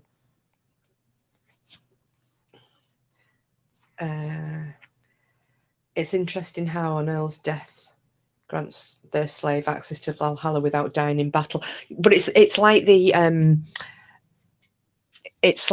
funerary offerings, Dennis. That if when they buried you went with grave goods, and this was all so that you went to the other life, and your journey there to the afterlife, it was going to be comfortable. So they put in food with you and drink, and they've even found, especially in some Saxon burials, they found like horses.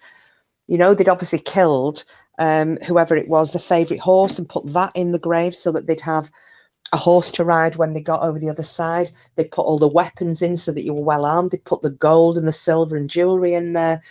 Is it too far outside the realms of possibility that they would also put women in there so they'd have someone to get jiggy with once they got to Valhalla? Because the majority of people there are going to be hairy ass Vikings. Not a lot of options for a full-blooded male, if you get my drift, without being too graphic.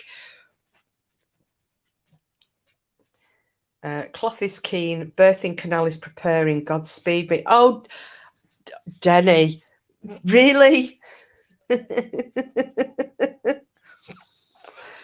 Danny says, oh, also I've wondered this from Vikings. When Ella was being blood-eagled, if he didn't make any noise, would he be, as a Christian, be granted Valhalla if he wanted, because he made no noise?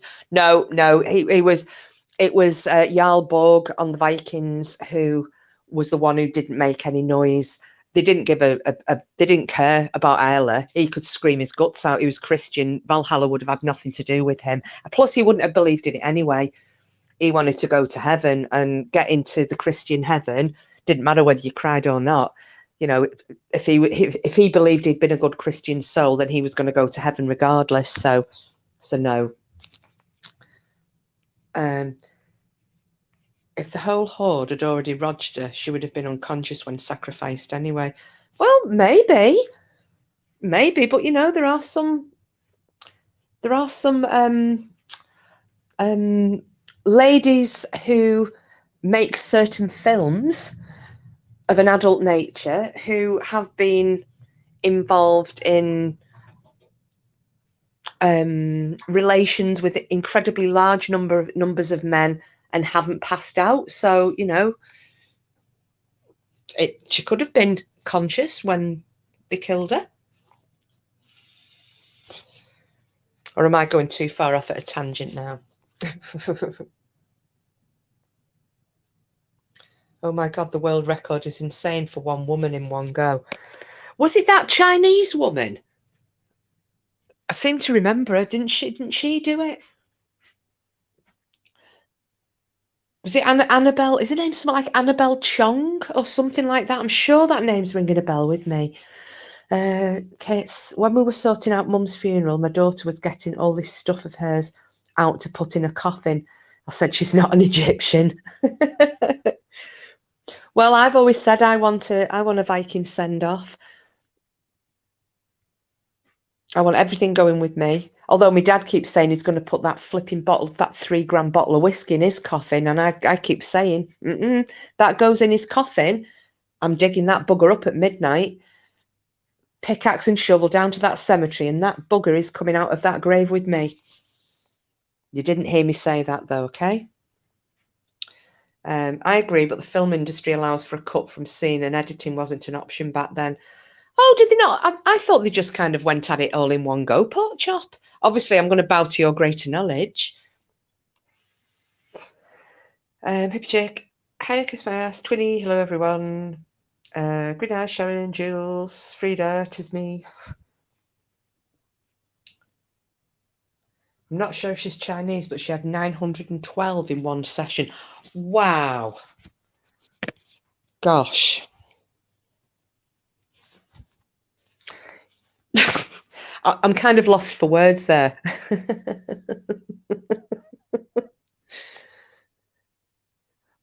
It's not wishful thinking on my part.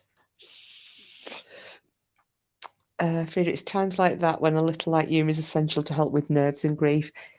It is. I know, Sharon, I thought that 912. Hippie Chip was about to mention your dad's whiskey case, going to turn it into gravedigger. I am. I totally am. Absolutely, totally am. Because he won't leave it me in his will. He keeps saying, I mean, I don't know whether he's doing it to wind me up, which he probably is, because he knows how easily I am to fish hook, as do quite a few other people. But yeah, he keeps threatening to be buried with it. I'm off topic and quoting Greg Giraldo from the Pamela Anderson roast. He said, I've spilt as many seeds over you as Muhammad Ali with a bird feeder.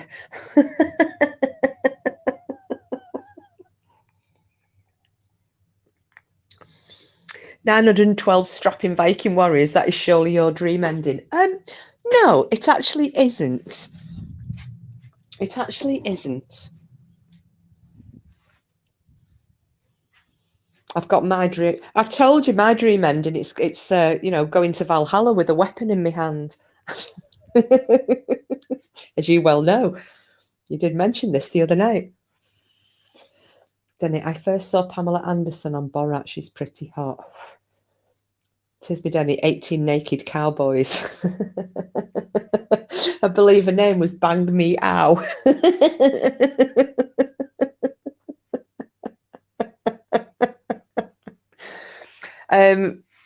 Simple's 912. It's the record of men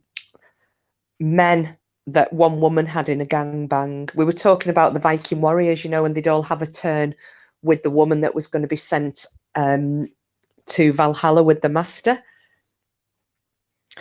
And then we turned on to gangbangs and how, because Porkchop reckoned that if she was, all the warriors had the turn, that she would have passed out before they had to kill her. And I was like, well, no, I think there's been a lot of people have done more than there would have been Viking warriors at a funeral.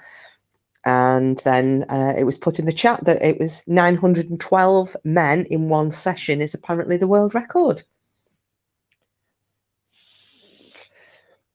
We skipped phase 2 completely. No, we did kind of talk about food a little bit, not a lot.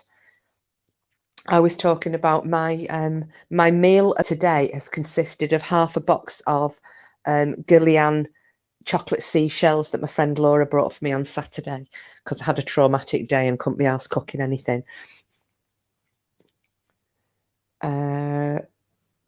Oh, hello, Crystal Ball Bag. How are you, my lovely?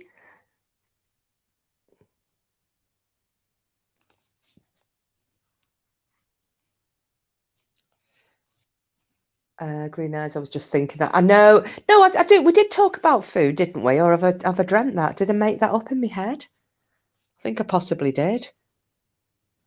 What kind of mead do you drink? Do you shout skull every time you drink with others? No, no. I do it if I've gone to visit family, if I've gone over to Norway, or if we're having a bit of a Norwegian-y type do, I will shout it.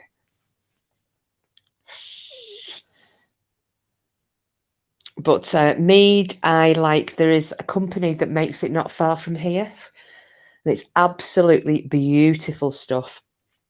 There's a little place called Horwich, which is near the town of Bolton, and there is a mead company there, and they make Viking meads. You can buy it online as well because they do ship it, and gosh, they do all these different flavors and strengths and sweetnesses and what have you with the mead, and it's absolutely delicious.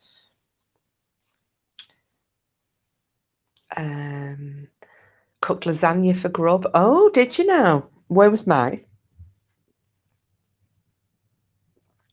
Pork chop. I had KFC. In fact, I think I ate you, KMA. It was a boneless box. Why are you calling me boneless? Please don't say that. Do you know, I love KFC. I absolutely love it. A big boneless banquet and loads of that. They've got like it's like a chili mayonnaise and the barbecue sauce. It's delicious. Oh, Green Eyes, I love KFC, but with all the shortages here at the moment, KFC are closed. They've got no chicken. What? Can they not just go out and get them from the local farms? The only time boneless is acceptable is a sentence, damn, I want KFC. Yeah.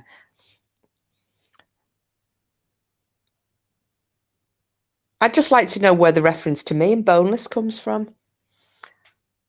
Or is it because I haven't got any? It did. Is it because I've not got a bone in my house tonight? Is that what it is? It did go over my head, pork chop. I'm really sorry. What type do you think is drunk in the Vikings TV show? Because that looks so nice. Well, they used to make their own. Lady Witch makes mead, as does, and Cassius was going to have a go at making it. And it would have just been the tradition, the old traditional way of making mead, which is with, they didn't actually use yeast. They'd use a natural yeast that came from fruit skins and what have you, and lots of natural honey. And obviously there's yeast as well in the honey. You're boiling water and you just sit there. But they also they drank beer as well, but the majority would have been the mead. But they did used to just boil up vats and vats of their own beer, which probably didn't taste that good. But because I always remember, weren't we talking, who was it? Was it Cassius or was it Bedtime Clown? And we were talking about the 13th Warrior. And that character, the guy that's played by Antonio Banderas, who plays the Muslim explorer, he was a real person, wasn't he? Ibn, oh gosh, I can't remember his name. but he and he was turning the alcohol down because he's saying, I can't drink alcohol because of my faith. I can't drink alcohol because I'm a Muslim. And then in the end, they said, because he was saying, I can't take anything that's made from the grape or the grain. And then the Vikings were laughing at him and they were saying, well, you can drink it because it's made out of honey. So he drank it and got drunk off it, which was quite funny. Pork chop, juniper or hawthorn were the main flavours. I didn't know that. But I suppose it's anything that's handy, isn't it? Could stick anything into it. Where can I watch the Viking show? Anyone? Is it on Netflix? Amazon, Jules, Amazon Prime.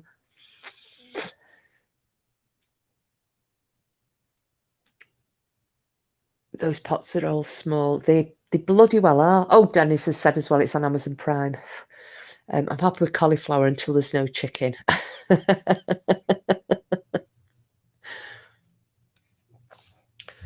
Not all so small. Which tubs are we talking here? Oh, dear me. Replacing chicken with that false stuff.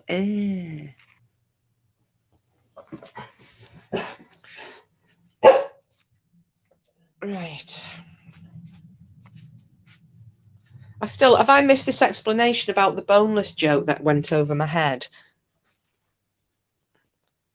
Pots of joy. What's pots of joy? Jules, I've got no idea. Yeah, you do simples. I'll tell you what else simples as well. Have you watched The Last Kingdom on Netflix? Because that's really good.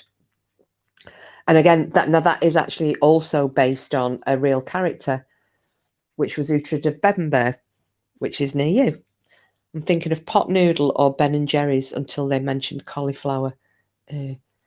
Oh, Cadbury's dessert, is it? Oh, I've never tried one of those, Jules. Are they nice? I used to like the gravy. It's disgusting how they make it, but it tasted fab. Do you know what? That it is really nice gravy, the KFC one. I wouldn't have it on a Sunday dinner, but it's brilliant for dipping the boneless strips into. Yes, that's it, simples. It's because they're going off the old Saxon name, which was Bebbanburg, and now it's Bamborough. And that is where Uhtred came from. And I love Uhtred as well, hippie chick. So yeah, so it's based around it's actually based. The series is based on the Bernard Cornwell novels, which is the Saxon Chronicles.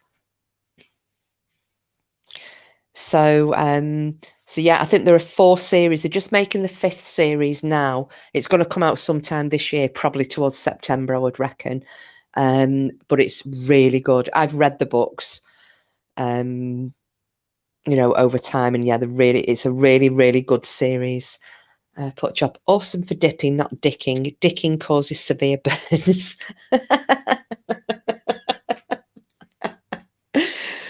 Dicking, dipping, and boneless should never be in the same sentence. Lady Witch, never a truer word. Pachin, a moonshine drink made here in Ireland, made out of potatoes and grains, would blow your head off. Oh, Frida, I've got a tale about that. I have a tale about that.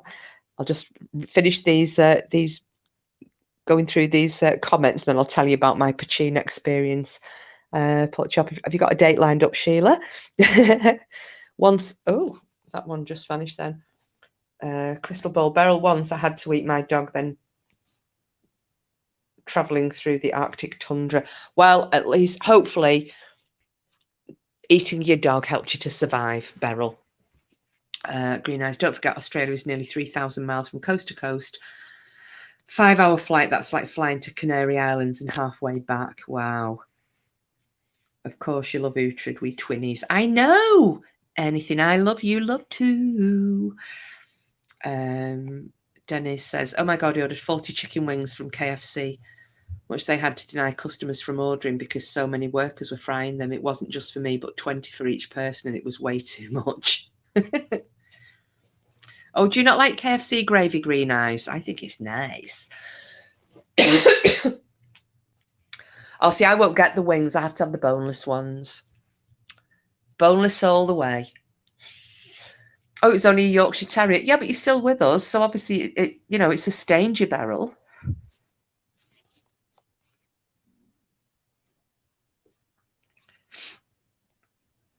We're kind of doing this in the wrong order, aren't we? We've done serious, then we kind of bumped straight into smut. Now we've gone on to food. I think, is this kind of the build up to the degenerate level?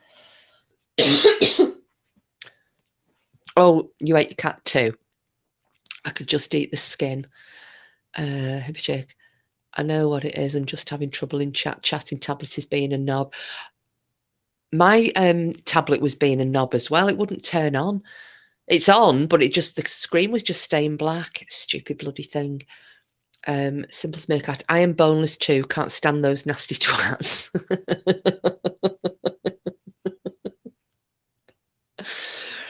The thing is, I don't know what it is with me. I always worry about chicken on the bone not being cooked enough around where the bone is. So I've always got, and you there's a load of waste with it as well. Do you know what I mean? You want to get your money's worth on a KFC. I don't want there to be any waste. I want to eat the whole thing, everything. Everything in that bucket is going in my mouth and will not be coming out again.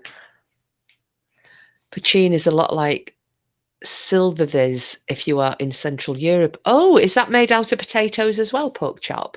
Oh gosh, yeah, sorry, Frieda. I was going to tell you my poutine story, wasn't I? So I went over to Southern Ireland a few years ago.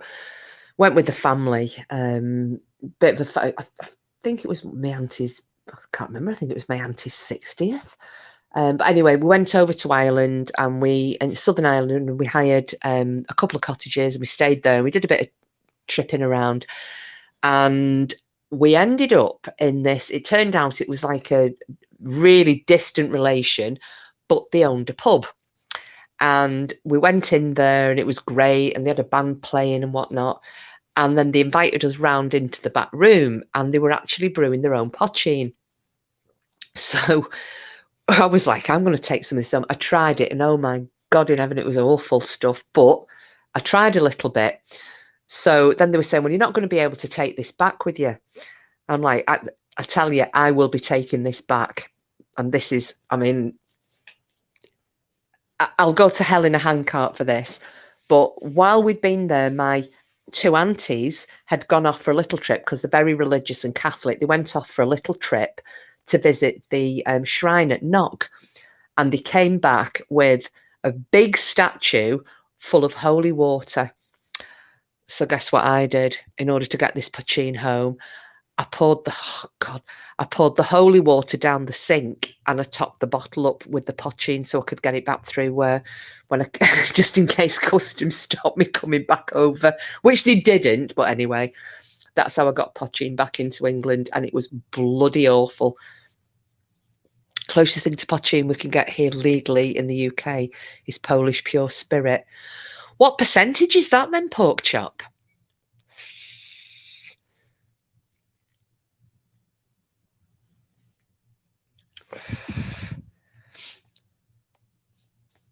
I mean, I know with the poutine, they kind of burn it, don't 80%. Whoa. I am a bad girl, Frieda. But I managed to smuggle it in. And do you know who drank some of it? And this is no word of a lie. Happened to mention, I was talking to one of, it was, sorry, Cooper, don't do it, lad, don't. I was actually talking to, it was one of my auntie's old neighbours, and the priest had been visiting, an Irish priest, Father Kelly, his name was, surprise, surprise, and he's out chatting away to her while I'm saying, oh yeah, you know, they're asking how your trip to Ireland was. I'm like, yeah, and I brought some poutine back. I'm very careful. I'm not mentioning in front of Father Kelly the fact that I brought it back in a holy water bottle. And he was saying, I haven't had any of that since I was a young man. And he said, would there be a bit of it? Would there be a bit of it going spare? I said, there will be, Father. And I put some into a little an empty whiskey bottle and took it round for him. And apparently he just sat there supping it all night. Giving him a taste of home. I tried it. It has the same effect as... What's Nitramose? Oh, pork chop. I'm really showing my ignorance now. Jules Kitchen. I went to Poland last year. The food was rank. Don't know why I told that.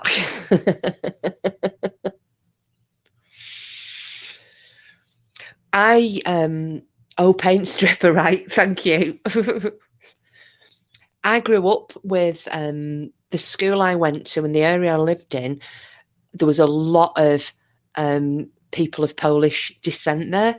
You know, a lot of the grandparents had come over during the war, the Second World War. So either some had come, you know, some of the parents had been very small children when they'd come over with the families, or the parents had been born here. So a lot of the kids I went to school with all had Polish surnames, but they were kind of second generation Poles born in the UK. And one of my one of my friend's dads, he didn't speak, but his mum and dad were full on Polish. They'd actually been in one of the concentration camps, funnily enough. But one of his nan and granddad were both Polish Catholics, and he didn't really, he spoke one or two words and that was it. He'd never been back to Poland. But whenever you had a drink, if you went round their house, and God, they could drink. I think the Poles probably are one of the few races that would give the Irish and the Scots a run for the money, because they can pour it down the necks. And whenever he had a drink, he'd pour your drink out and he'd go, Dopa de Gura. And this one time, and I said, what? I said, is that like cheers in Polish? And he went, no. He said, you know, like in English, if you're having a drink, you say bottoms up. But he said there's no direct translation of that into Polish. That Dopa de Gura, according to him, meant arse is in the air. So that was quite nice. So I still think of that sometimes if I see anybody drinking vodka. Dopa de Gura, arse is in the air. So if anybody is of Polish descent and can confirm that for me, poutine is chips and gravy with cheese. Poutine is an alcoholic drink. Yes. I think the gravy should be left off that, though. Chips and cheese, yeah, all the way. Oh, you visited Auschwitz, Jules, did you? One of my neighbours went for his 70th. This was the year before lockdown happened. Beetroot soup. Oh, what's the Russian? Is it borscht? Borscht, it's called. They do like a beetroot soup. I'm sorry, it's called borscht. Again, somebody please correct me.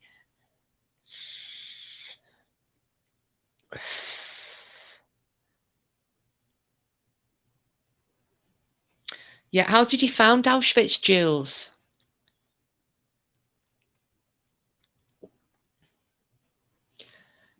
See, but thank you, pork chop. Obviously, you can't tell me how it's. Oh, do you know, I'm being really ignorant here.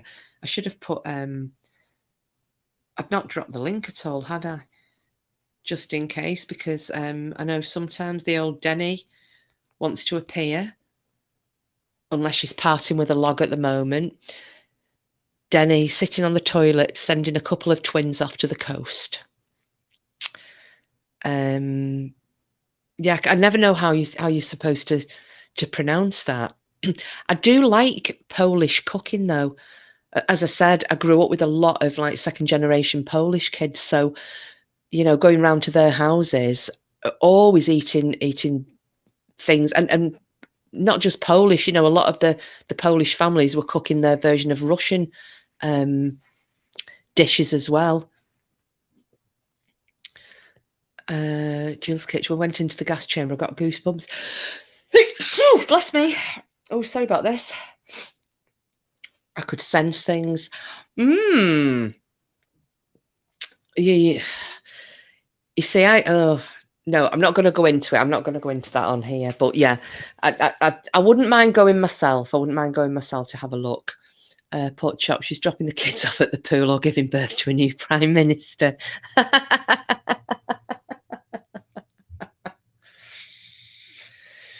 My friend at school was Jewish. Her mum's cooking was the best. I don't think you can beat Irish cooking, though, but I am biased. Oh, listen, ladies and gents. There's a channel. I meant to share this with you all. I might set our Jules a task, seeing as how she's become a wonder at dropping links. There is a channel on here that I've followed for a while, and it's called What's for Tea. And it's run by a Scottish lady who, I think she lives on the Isle of Arran. And she's I've not launched Only Flange yet, Pork Chop. I'm going to employ you to help me with that one. But yeah, this channel is called What's for Tea, and I think she's in her 30s, this lady. Yeah, for some reason, I thought she was older, and she isn't. I think she lives on the Isle of Arran, and she does the most brilliant.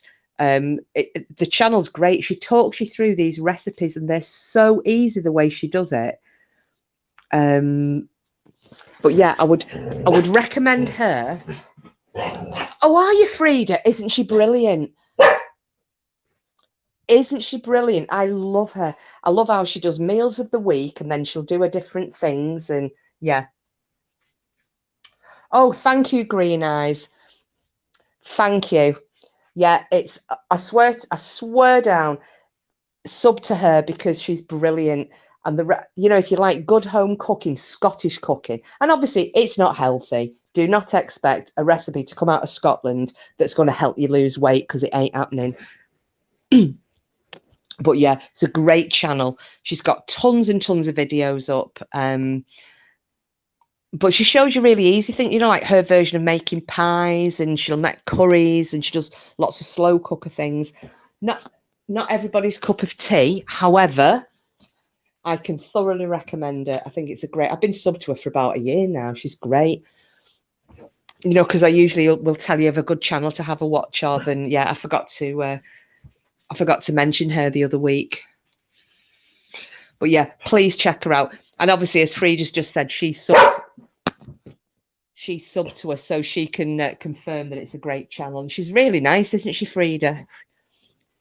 Scottish keto cooking. No, there's absolutely nothing keto about it, Simples. Frida Baxter, she's brilliant. She also has lots of recipes. She does. I picked a few little tips up off her. I tried to make because I've never made dumplings of all flipping things. And I watched her way to make dumplings, so I made them the same. The dumplings turned out okay. However, the stew that I made was absolutely effing rank because I messed up with it. Lady Witch. Oh, I've made her cheeseburger pasta bake. She's quite good. I love a Lady Witch. I really do. Crystal Bold Beryl. Grr, I am on the verge of flouncing. I have been educating you all, but I'm ig of the node. Oh, I've been missing you there, Bowl Bag. What have you been putting down? Let me have a look. Because my chat keeps jumping up. Pronounced searching. What's that?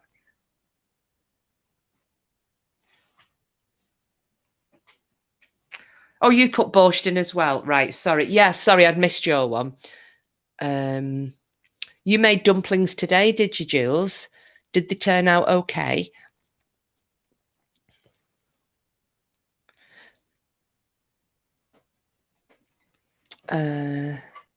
Yeah, she makes oh, what does she make that I fancied having a go at? Oh, it's going to do my head in now. Oh, she did hominy pies. She actually made some hominy pies, which I've never made before, and I thought I'd have a go at that. Yeah, 3. Well, Mr. Sexy wanted them in a stew, but he'd said he wanted his mum apparently makes great big fluffy soggy dumplings and yeah. Well, the thing is, you're never ever going to be able to make anything as good as somebody's mum, but I wanted to have a go.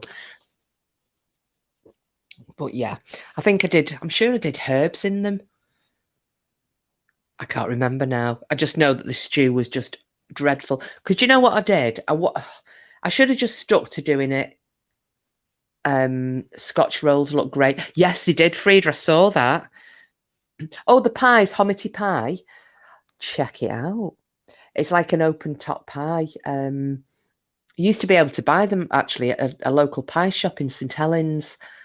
Pimmy's Pies, Pimlets, who's now closed. They did these hominy pies. It's like vegetables and all sorts in them, but they've kind of got there's no lid on the pie. It's like an open pie, but it's crusty on the top. Cat and dumplings.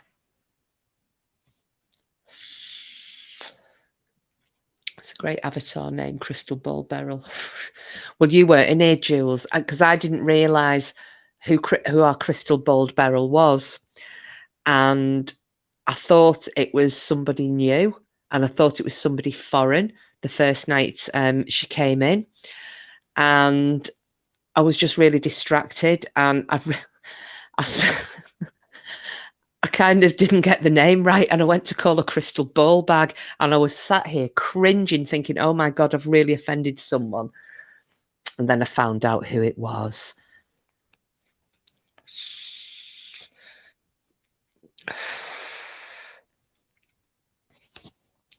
Let me have a sneaky peeky. Still don't know who Beryl is. I know you were Beryl, and I was so sorry. Green eyes, of course. Crystal Bald Beryl is a close relation to Timmy and Fingal. I know, Frida, do you remember when I said that? Crystal ball bag. I honestly, I really thought it was a new sub, foreign sub, and I just completely CBB as a tail green eyes. Yes, there you go. Sharon, do you know what? It's looking that way, isn't it? It's absolutely looking that way. Oh, I've just thought on. Yeah, you understand who I'm on about now, green eyes. Excellent. I've just thought on. Have any of you guys watched the series Fortitude?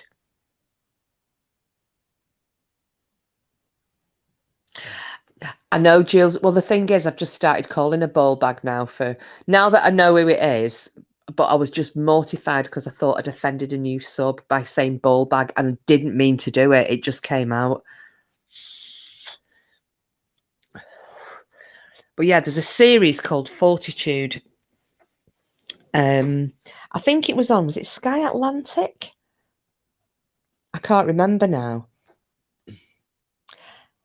And Richard Dormer is in it. And apparently they live in a little town up in the Arctic Circle. And it's mainly full of Scandinavians. So it's full of, Swedes and Danes and Norwegians and Icelanders and Finns and what have you. And I think it's supposed to be in the very far north of Norway, Lapland, in that direction. Green eyes, it's brilliant. And I like Richard Dormer. And I like him in this because he's actually playing, he plays the chief of police, or the sheriff, I think he's called there, and he's Norwegian in it, and he does the best ever accent.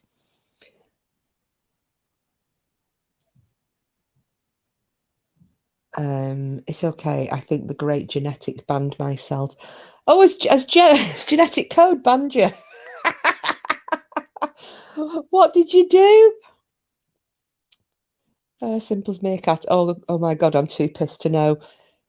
It's our Fingy Wingy.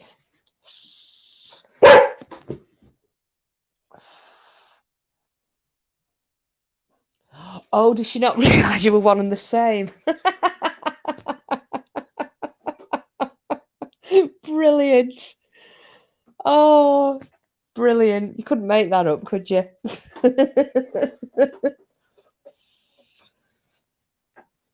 What happened last night with Salties? Because I was just too tired. I was waiting for her. I know she was waiting for Genetic Code to go into a live, and I just popped over like Sheila did and went, hello, I'm here. But then I obviously logged off and went to sleep. So I wasn't sure what was going on. Did Genetic ever actually turn up?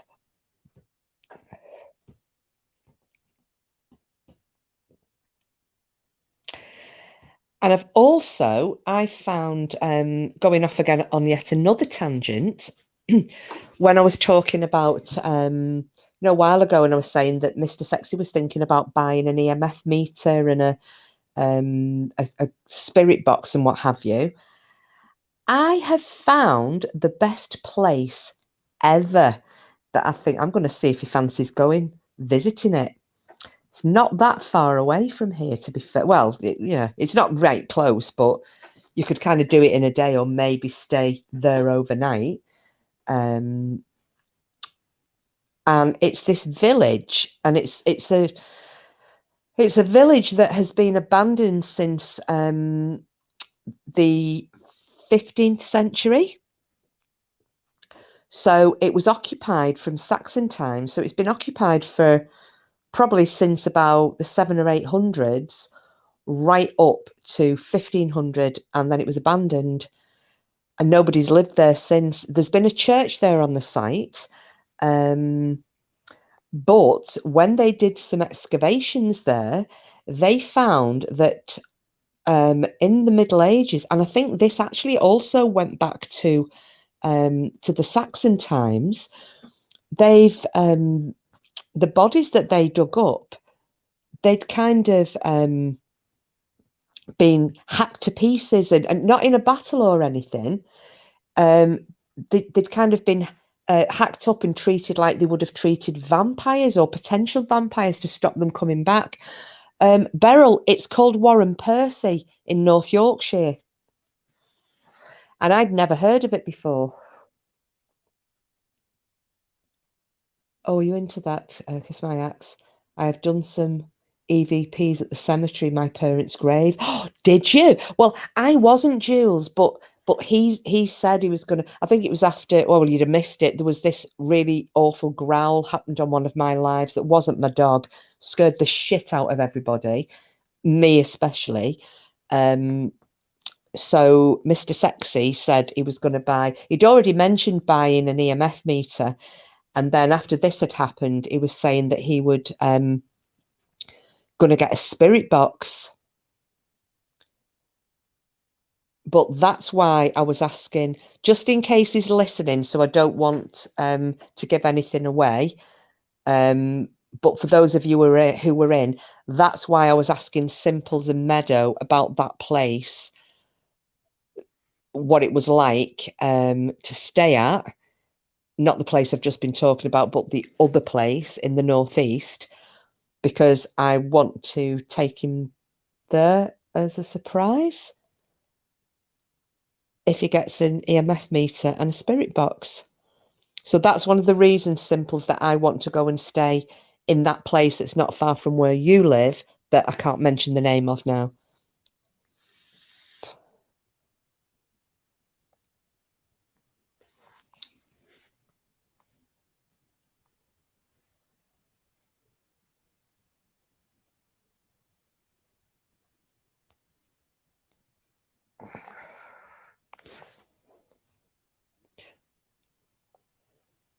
Oh, just Googled Warren Percy. Looks interesting. It does, green eyes.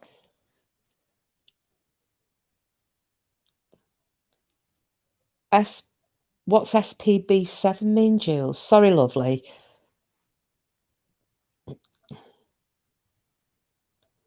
Rightly means drunk here in Belfast. You're very welcome for a cuppa in your passage. Thank you, Simples. Like I said, I've got to kind of work it out yet, but that's one of my that's one of my plans. But definitely that Warren Percy. I just thought it looks amazing, and I found something online as well where which live was it on? Kiss My Axe. Oh, so you've got a ghost box SPB7. Right. And is it any good? I'll mention that to Mr. Sexy. Although, Mr. Sexy, if you're watching or listening, somebody's just mentioned a ghost box, and it's an SPB7. One of the members on here, it has a spirit box. Oh, Lady Witch mentions it as well. So that might be one for you to purchase. Oh, I miss Salty. Sorry about that, but really pleased to be on Bam's Live at long last. Was brilliant to hear her. It was, Sheila, it was. Jules, it's, oh gosh, can anyone remember which live Miguel was on? Because I did put a timestamp on it in the comments. I think if you go back through my lives, there's one that mentions the growl. It's the one before that, and it's in the comments. If you go into the comments after the live, and I've pinned it. Jill's Kitch. I reckon they are the best, although there are updated ones now. Simple. I was watching one today in regards to Jeffrey Dahmer. Oh, I wouldn't want to speak to him. No, but I really think that, and obviously, I think we might have crossed over Simples. Don't mention the place that I want to, that's near you, because I think Mr. Sexy's watching. But that place is where I would like to go with a spirit box and an EVP or an EMF or whatever they're called.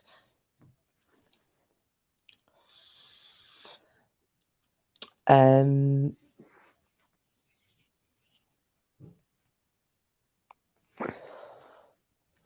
if you want to go on the cheap before committing to anything, an AM FM radio works. You just have to scan manually. All right, okay.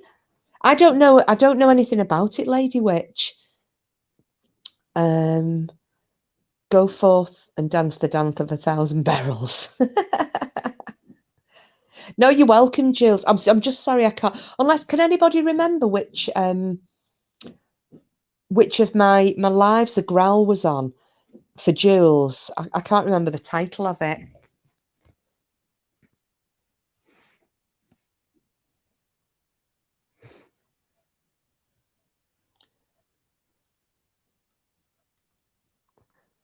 But yeah, you'll hear it, and the funny thing was, or not funny thing was, the same thing happened the other night when Denny and I had Denny up on panel, and just as she lost connection, I was talking and she was talking, and then there was a voice again. It was that was really freaky as well. I was absolutely shitting myself in this chat because Bedtime heard it. He went, "What the fuck was that?" Simples listened to it and she was going, "Oh shit!" Green eyes lit. So I'm, and oh god, Cooper, stop it. So I was watching the chat. I can't listen back because I'm live, and I'm watching the chat, and everybody in chat is going, "Oh shit!" So this was what, about 2 days ago, was it? So the same damn things happened again. I think it was Friday. Oh, there you go. Green Eyes has said the one the other night was really loud. Not good. Be careful. I stopped doing it because I think something followed me home. Jules, to be honest, I think something's already here with me. The one the other, yeah, it was a few weeks ago. I did listen, but I forgot. Indeed, Ellen flew over them in a small plane, and there's Cooper joining in with his bit. He does know, little bugger.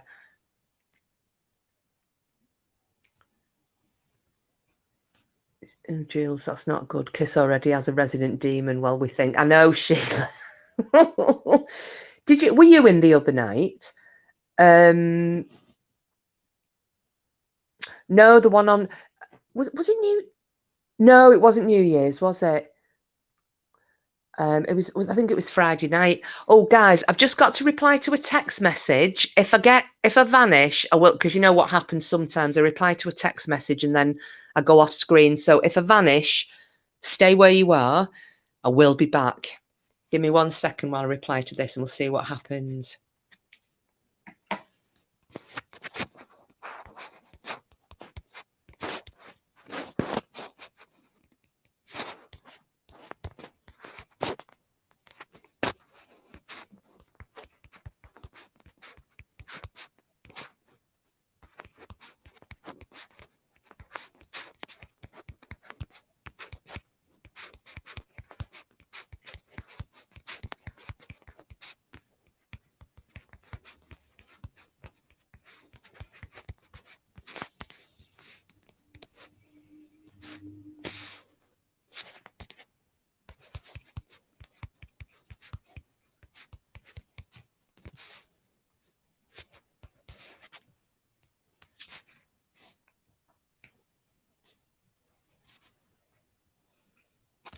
Right, I am back.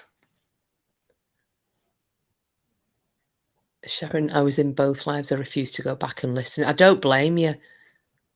Oh, Jules, your house has got resident ghosts.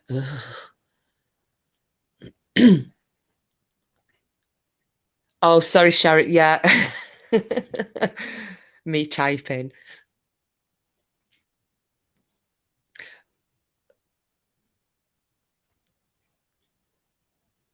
Oh, I put it in the title, or was that just when I was talking about? I think there's one that says there's um where I talked about the scary growl, but it wasn't it the night before.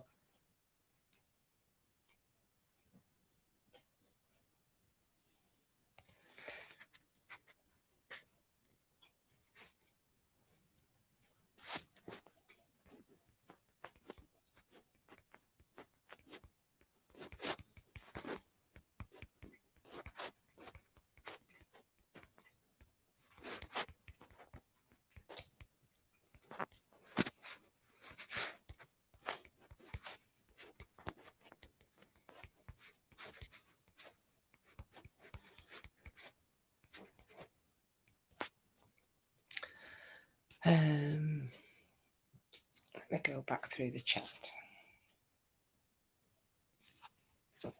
All right, let me see. The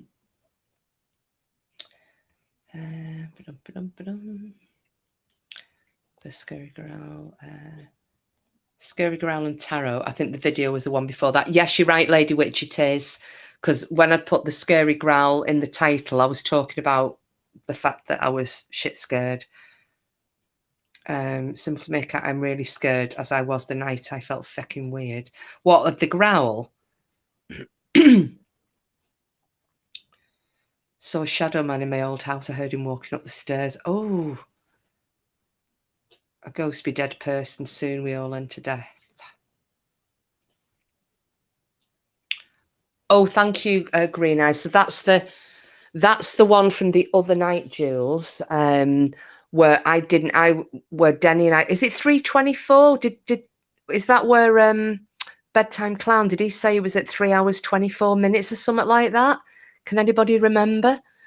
It's basically where Denny and I are talking. She's showing her dog on the camera, and Mags is kind of sleeping on Lloyd's legs.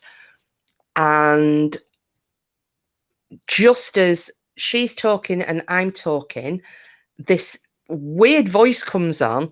She gets cut off. Then my sound goes all bananas, but it sounds like the voice was trying to say something, but it was just, oh, 3:24. Thank you, Simples. Oh shit, just when I'm getting off to bed, we're talking about ghosts and ghouls and growls. Sorry, Sheila. Sorry, my love. The thing is, though, I'm be right back. I'll go and listen. Okay, Jules. I mean, they're both only, a second or two on both of the videos. I mean, don't get me wrong. Oh, Green Eyes said 3 hours 26 and 48 seconds exact point. I mean, I listened to it with Laura when she was here on Saturday night, and I mean, I was brave then because somebody was here. Must be slower in Australia. Well, it's got to get around the planet a bit quicker, hasn't it? It takes a little bit longer to get to those extra 2 seconds down south. Yeah, I mean, I'll talk about all of this, but I'm not telling any word of a lie. I'm a wuss. So it's all right me saying this thing that I want to do and the place I want to go. But I'd absolutely shit myself. But it's all good fun, isn't it? It's an experience, if nothing else. No, don't, Sheila. It was weird.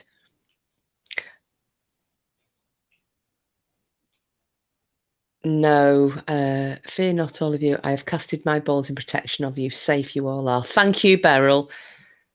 Thanks for the protection. And I know Lady Witch does it all for us anyway, doesn't she? She's a good one like that.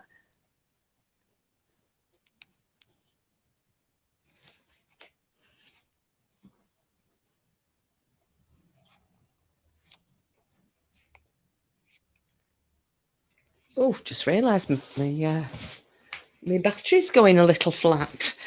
Let's just plug myself in. Stop.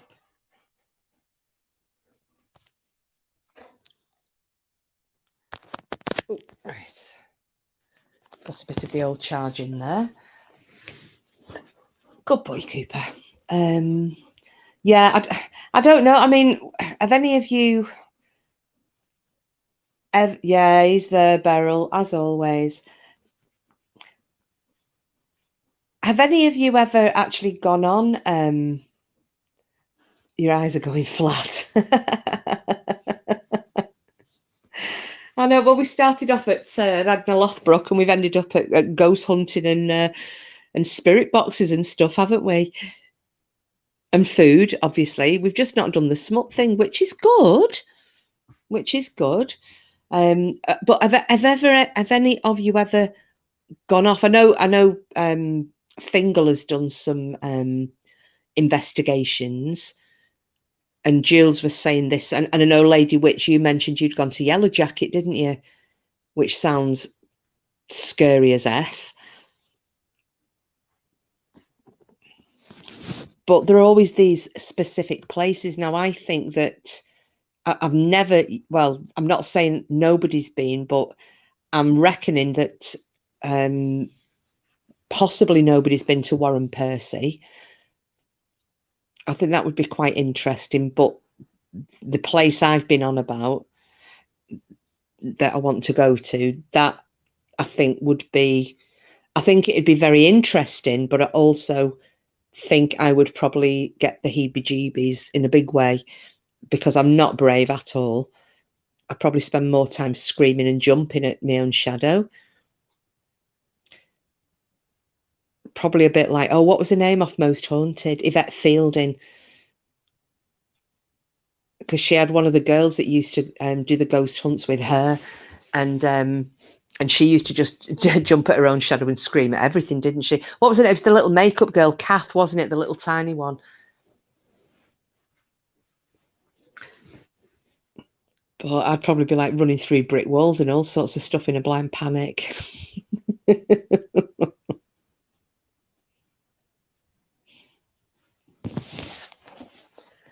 see what else I've missed.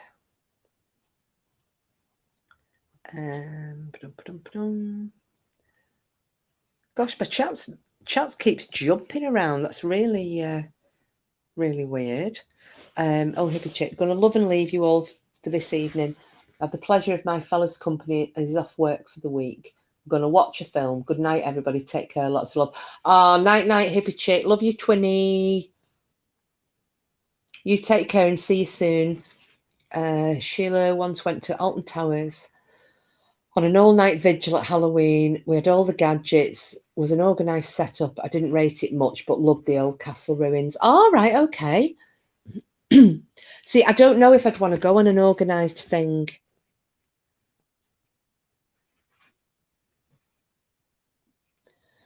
You know, it's all right because you don't know if people are kind of blagging you. I mean, I think if it was just me and him and he's trying out these devices, then that would, you know, that would be quite interesting because I know he'd want to know if they work. So, pardon me. So it wouldn't be trying to create things just for comic effect or what have you. It would be genuinely to see if we got anything, and that would be all right. But I think going on one of these organized ghost hunts, you know, that are organized by a company or something, I don't think that I would like that. Because, you know, it's one of those where they want you to have your money's worth, isn't it? I went to Alderley Edge at Halloween. We camped in the woods. Oh, you didn't, Sharon? Did you go near the big rock, you know, where Merlin's supposed to be buried? That place freaked me out. And this was before I realised, and then I heard the story, you know, because there's the Wizard pub, isn't there? And then I heard the story that Merlin and King Arthur's knights are apparently buried underneath, you know, they're behind the big rocks in a hidden cave, and that when in England's time of need, they will the boulders will split and Merlin and the knights will emerge from underneath the rocks. But I got the freakiest feeling walking on top of there, and I only found out the tale afterwards, so I don't know. But again, if you're looking at granite, that it gives off a weird vibe anyway, doesn't it? Loves Alton Towers in my youth, I does. Sheila, yeah, that's it. Lots of blagging and fake shite. Was comical, not scary. They were over the top. I know. You know, because I mean, like, say we had this whatever. Oh God, I can't remember what he keeps calling it. The spirit box thing. If we had that, and there would like me and him sitting in a field, and it were going off, right? I'd be believing it, because there's only me and him and there's nobody else around to interfere with it. Or if he had one of these meter things that is checked to make sure nothing's interfering with it, and he's asking questions and that's going off and there's only me and him, I would believe it. But if there's a big group of, because you know, you've got to trust the people you're with, haven't you, that they're not liars. It's like if when you watch people on Ouija boards, I'm not going to criticize anybody else for it, but I wouldn't touch one. But I wouldn't trust the other people not to be pushing that glass around, or the planchette, whichever you're using. I would have to do things with someone I trust 100%, not to, you know, do things just to scare me or just to get a reaction. Granite tends to attract spirits. That's why it's used for headstones, to hold the spirits there. I didn't know that, Lady Witch, about it being used for the, you know, the reason it's used for headstones. But I do know that it's full of energy, isn't it? The granite.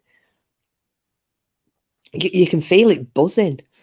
Is you sure you're not accidentally at Greenham Common? Police escorting you off? It said Sharon.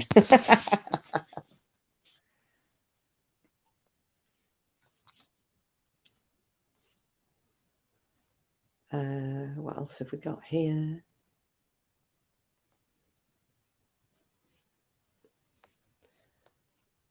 Dun, dun, dun. I can't hear it. I will listen with headphones later. Which one did you listen to, Jules? The one from Friday or the one from the other week?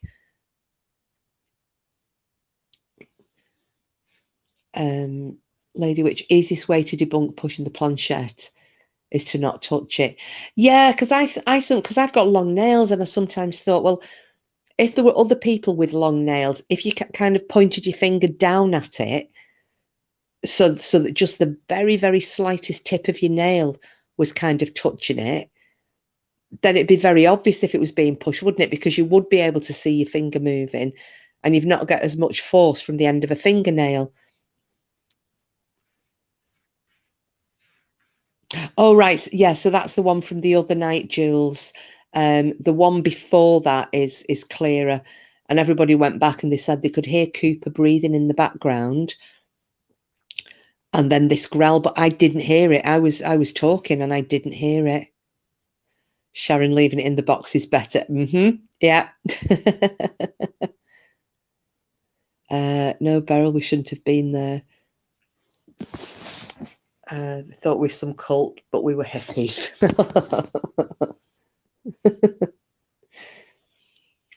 So yeah, it's just a little thought I've had. But I think it would be quite nice, even if you didn't go to do any ghost hunting or something. I think it would be quite a nice trip. So that's what I is thinking. That is fecked up, Kiss. I will find them later. Yeah, no problem, Jules. It's yeah. It yeah. I can't really say much else to that. It's definitely there, Jules, long and low. You see, I tried after he told me to put a candle in the doorway, and that didn't blow out. And I put for that week I was putting a pencil. Well, initially I didn't have a pencil, did I? So I had a MAC eyebrow pencil. I did get a pencil and I did put it with a notebook on my table and left it there, and there hasn't been any writing and nothing's been moved. So I don't know, I can't remember what he said that was. I I think he said if it would have been moved, then it wouldn't be a demon or something. And if the candle blew out, then it would show that something was passing over it, but it didn't blow out. So, yeah. And I did forget to actually mention this to him. So I don't know what I've got here, but I don't like it. Frida, don't believe in ghosts, but I do believe in demons. That's why I stay clear of that sort of stuff. Yeah, well, me too. And I've never had anything like that happen, Frida. You know, it's yeah, I've never ever had anything like this happen. So I don't know why. Maybe I've pissed something off. Who can say? But either way, whatever it is, it ain't welcome in this house. But it's funny that it's only happening when I'm doing lives. Because I'm not hearing anything at any other time. I mean, there has stuff been moved. Don't get me wrong. Oh yeah, which reminds me as well. The EpiPen thing. Oh, I never thought about that. The EpiPen this morning.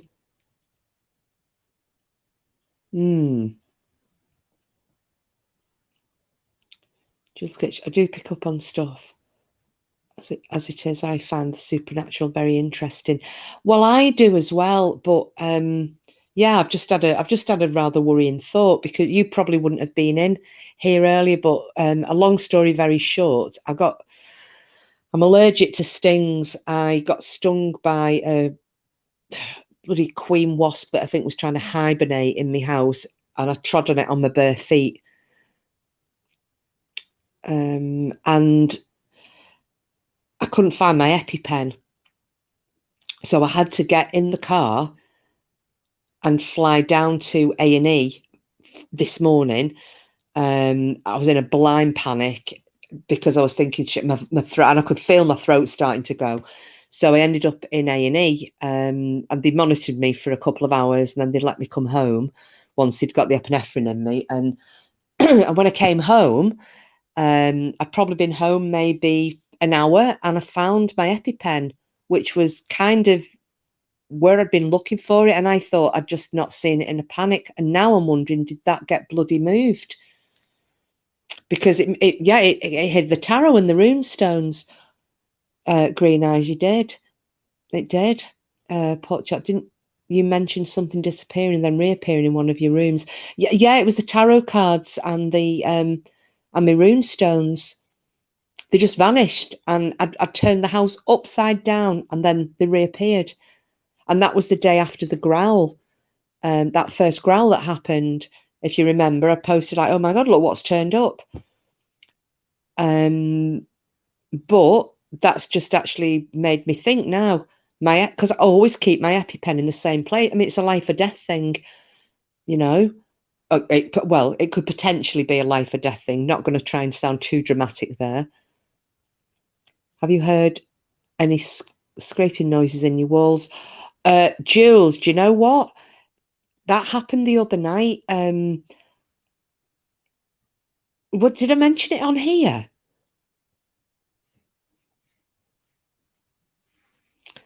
The growl was because it was pissed off you didn't notice, so it gave them back.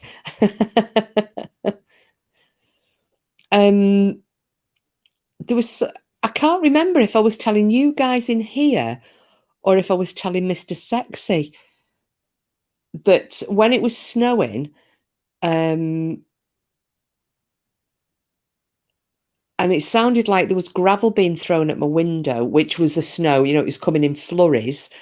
But then it sounded like the wall, my external wall, there's a ginnel. So my house goes up the side and over the top of the ginnel. The ginnel comes underneath what's my bedroom. And that wall is the external wall. And that sounded, now it's covered. So snow, whatever, nothing can blow against that wall. And that sounded like, which I did say to somebody, years ago when I lived in a farmhouse, there were we used to get mice in the walls running up and down, and that was what that sounded like. Was that in here? Can somebody remind me? Did I mention that in this live in a live the other night or not? I can't remember. But it was really weird. It sounded like something was running down the wall on the outside, but there wasn't. Well, I'm saying on the outside, it would have been on the inside, but it was against the outside wall. And then I was thinking, is it something coming down the chimney? But it wasn't. Oh, you got the same kiss, did you? Can't recall you saying this. No, I can't remember Green Eyes. It was either on one of my lives or I might have been telling Mr. Sexy. I might have even been telling my friend Maria. I can't remember now. Just saying it sounded, and I was worrying in case, it was because I'm having this problem with the radiators not working. And I thought oh God, I hope it's not like water or something running down the inside of the wall. That was my initial thought, but it didn't sound like water. It sounded like something running or scattering down that wall. And what is it, Jules? Oh, is that when I said it's simples? When I went to bed, I can just remember it happening. You're sitting yourself. Is that the same as shitting yourself, Sharon?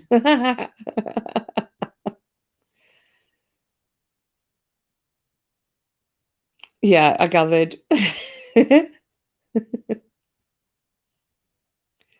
It's all right. You shitting yourself over up there in Cumbria, Sharon. I'm shitting myself here in the same bloody house as it. Thanks, Simples. I thought I'd mentioned it. Because I didn't know what it was. So yeah, but that's the first time that's happened, Jules. I've not had that before.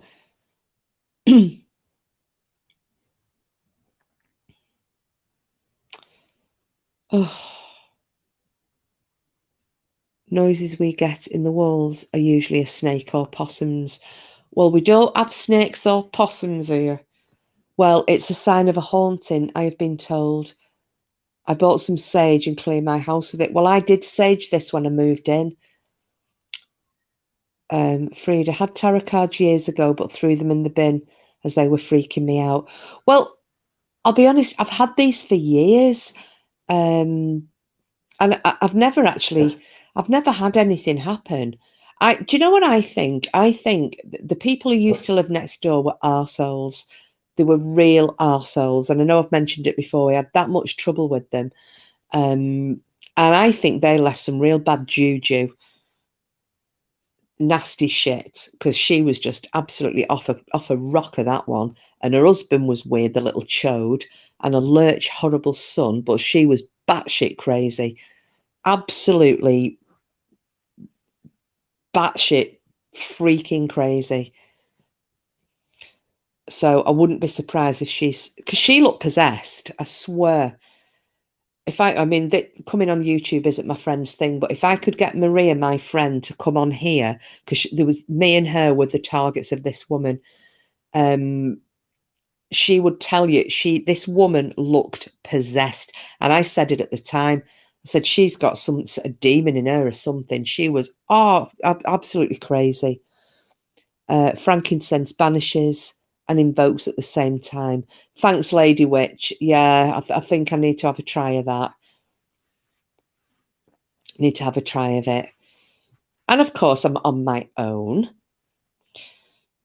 So, oh, Sharon, I'm off to bed, knees knocking. Oh, I'm sorry. Thanks, Kiss. Thanks, everyone. See you all soon. Oh, see you all. See you all. See you soon, Sharon. Yeah, it was so much for me trying to do a Ragnar Lothbrok night, and then we we go off on a wild and wonderful tangent as always, don't we? Jules, I'm watching a guy on here who is documenting his haunted house. It's so freaky. It's partner. I've seen it. It's called. It's that guy called Lee, isn't it, Jules? Did you see the one where the loft hatch landed on his head and nearly knocked him out? Yeah, I was watching him. He came up in my recommendations a good few weeks ago when I watched that one about the wife getting dragged out of the bed. Have you seen the one where, hang on, stop. Have you seen the one where the full corner settee gets dragged away from the wall, Jules? And then where he's lied on the settee and the table pulls out from the wall, and yeah.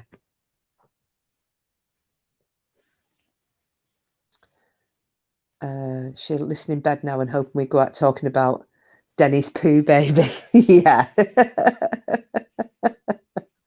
Yeah, no, Green Eyes, that was freaky. There's no way that was that dragging her out of bed. That just was no way could that have been faked, because she hurt herself.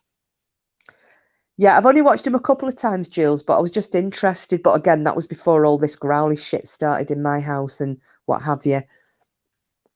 Dennis Kenga says, I think you should sing some snake pit poetry. That would be entertaining.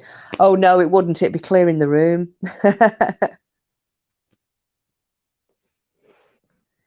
We do this, Dennis. We do our bits on Vikings and then we just go completely random. It's just so people don't get bored.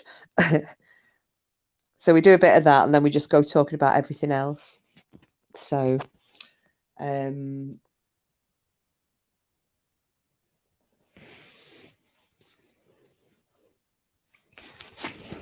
don't think I've missed any other comments. Yeah, because what I was gonna do was call a halt to this one at 11, so in about 15 minutes. Because again, I'm up for work in the morning. I'm really tired at the moment, and I've had a bit of a traumatic day today.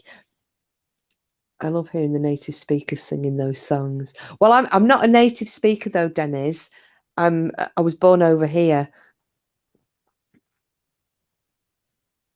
in the UK.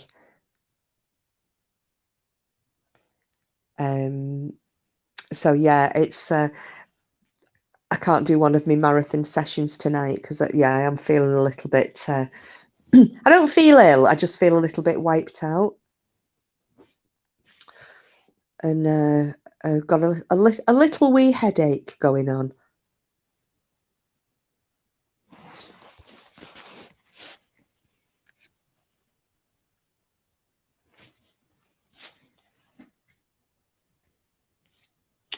Oh gosh, it sounds like next door's having a party. Oh, well, you sounded really good when you read that Ivor quote I requested last stream. Oh, thank you. Well, yeah, as I said, though, I'm not, thought you were native. No. I was born in Scotland, even though I've not got a Scottish accent anymore. Yeah. But, yeah, one half of my family are full on Norwegians. So I can do little bits. I do little bits here and there. I mean,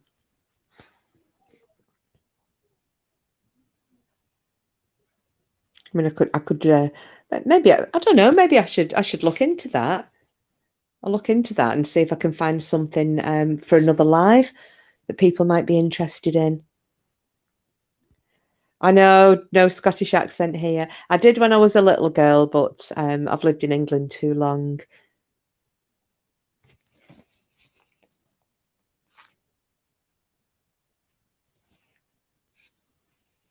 Right, if I get again, bear with me, guys. Okay, Dennis, never heard of snake pit poetry. Oh, yeah, Frida, look into it, lovey. Look into it. Just if I get knocked off again, guys, stay there just in case I get knocked off. I'm going to try not to. But you know what happens if the screen goes blank, stay in your seats. I will be straight back.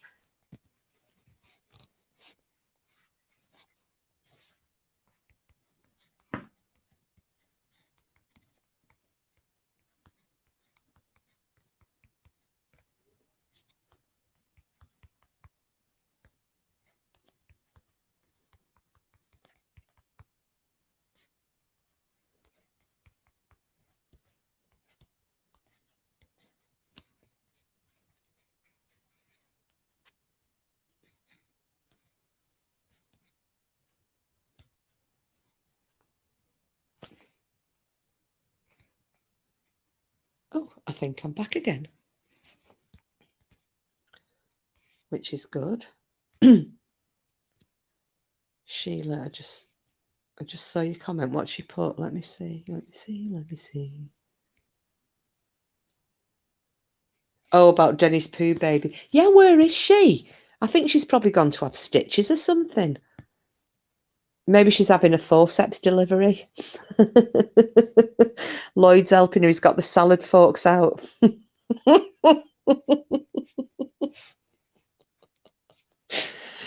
Nothing like a bit of DIY.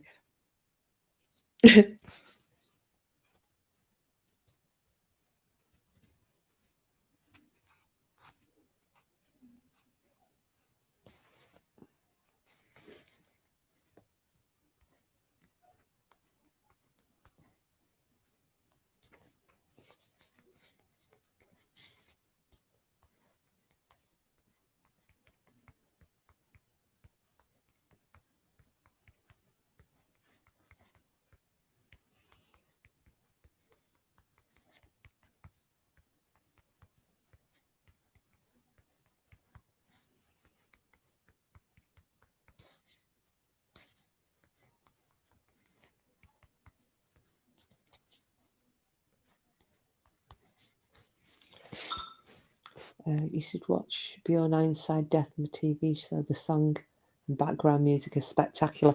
I've not actually seen that far into it, Dennis. Oh, can you not hear? Oh, did the stream end? No, I'm still here. Can everybody hear me, or have I gone silent?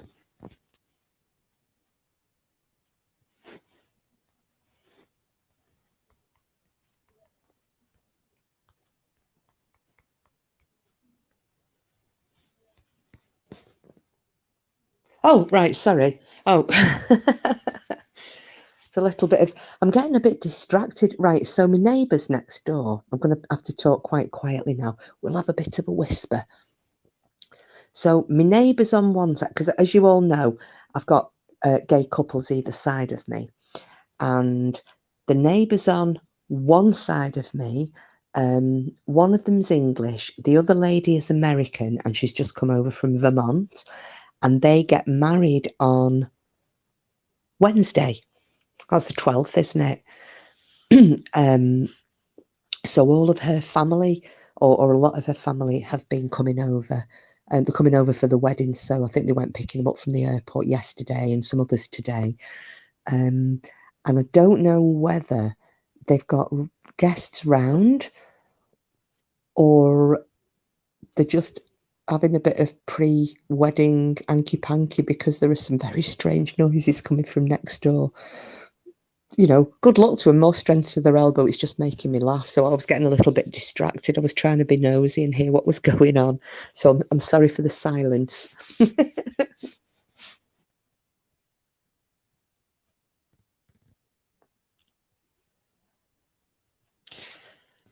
Did I just say Vermont? I thought that was Canada. No, it's. I think it's on the border. Pork chop. I think. Well, Lady Witch will be able to say, because she's in Michigan. Vermont's right on the border, isn't it, Lady Witch? I know it's very cold and they get very steep, very thick snow, so I'm presuming it's up in that direction. But I'm pretty sure it's as near to Canada as you can get, ish. Maybe tongs, yeah. Get the stethoscope off the wall. Well, I don't really want to hear Green Eyes, because, you know, you don't want to. I mean, I don't want them listening to me when I have, you know, things going on in my house. Oh, Vermont is the tippy top at the border. Yeah, so that's where she's from, Pork Chop.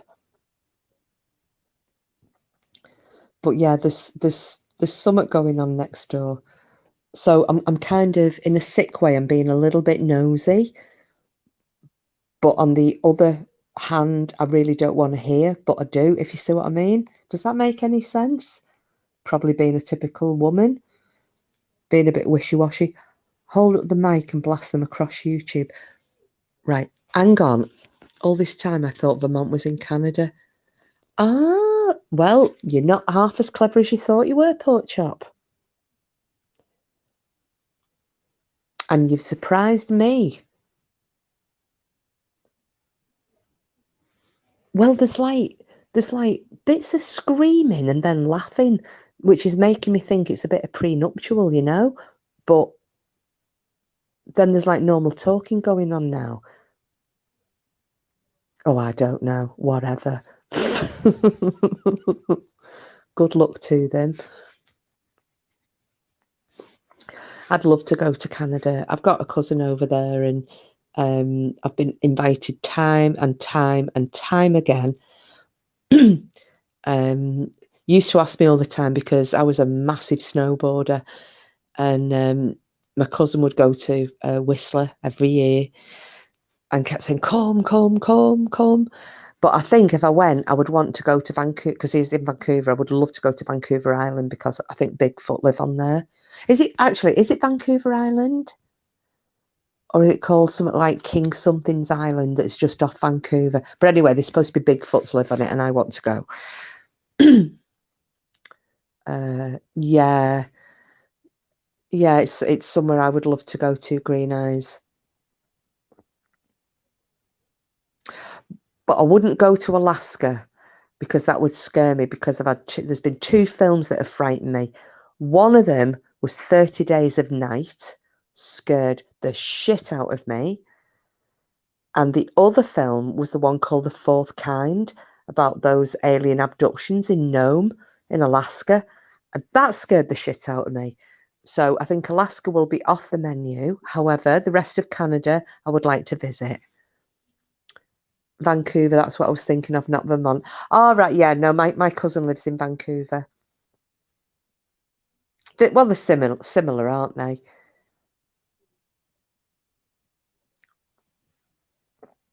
But yeah, it looks lovely. But although, oh, my cousin Ron lives right in the city. He lives in it looks like a massive apartment tower. You know, I mean, he's got a lot of money, and he lives in a very flash part of town. But to me, that's not where I'd want to live. I want to live in the countryside. But it's not everybody's cup of tea, is it? Some people like towns and cities and the nightlife and the noise and the lights and the bustle. But I don't. I would prefer to be in a cabin in the middle of nowhere. Alaska is too cold for me. Yeah. Whereabouts is because Raven's not there though, is she? But it's still cold up in Canada. But I'd like it. I would love to go. And just explore. You know, some people want to go and tour around. Well, it's a big thing with the Brits about getting hiring a Winnebago or something and touring like Route 66 and going all around America. And I would like to do that, but not the touristy places. I would like to go the out the way places, like go to, if I was allowed to, like an Indian reservation and looking at that mountain in Wyoming. Is it Devil's Mountain? I'd go to places like that, and then go down to the Florida Keys just to watch the sunset. It's further north than Raven. Okay, thank you. I'm trying to think where else I wanted to go. Yeah, there's also and like going down to New Orleans but places that weren't quite touristy. There's lots of places I'd like to go to, but I think Canada for exploring. Canada's one of those, and I think that's because it reminds me so much. It's very similar, isn't it? When you look at, although much bigger than to Scotland and to Norway and Lapland and places, and even Russia. But I've got so many places over here that I've still not been to see. I think my bucket list is quite full without me having to go to Canada. But you never know. You never know.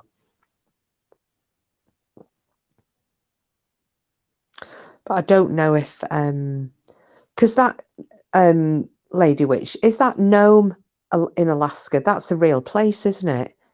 Where that Fourth Kind film was set.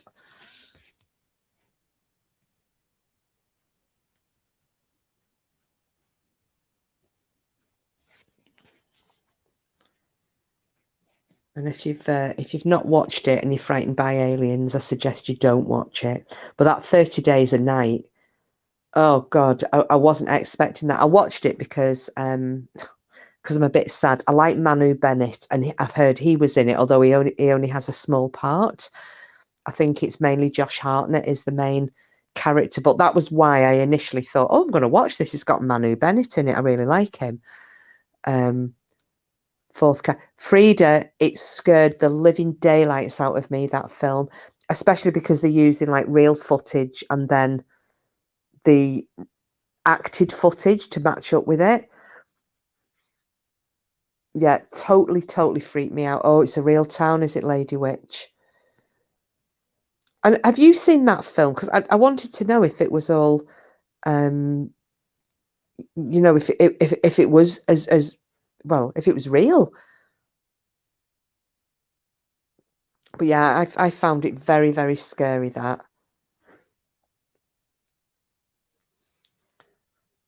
I think when it's something that could happen or is possible, that's when it really freaks me out.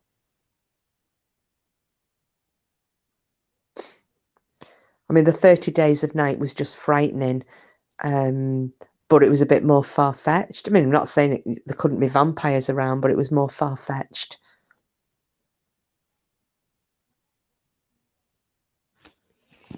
Don't think I've missed anything else. Not sure if they filmed on site. Well, I mean, not so much the filming, but actually the story. If the story was set there, and the filming, the video footage that they used as well. So I'm thinking, was it actually Gnome? Poor Raven, I always thought she was in the North Pole. Oh, I know. The thing is, though, Frida, I love the snow. I love deep snow, but I don't know if I could cope with it if I lived in it all the time. It's okay because we can get away from it here, can't we? We might, because I remember how bad it was here in, well, we had 3 bad years, didn't we? We had 2009, 2010, and then it went 2012 going into 13. And we hadn't had winters like that here for a long time. And it got really tedious after 3 weeks of nobody being able to get in or out of the village I used to live in. It kind of was wearing a bit thin. I mean, maybe go for a holiday, but I do really want to do again going up into Norway again, staying in a log cabin in the forest in the middle of winter, because that was just magical. I can't even tell you how nice it was.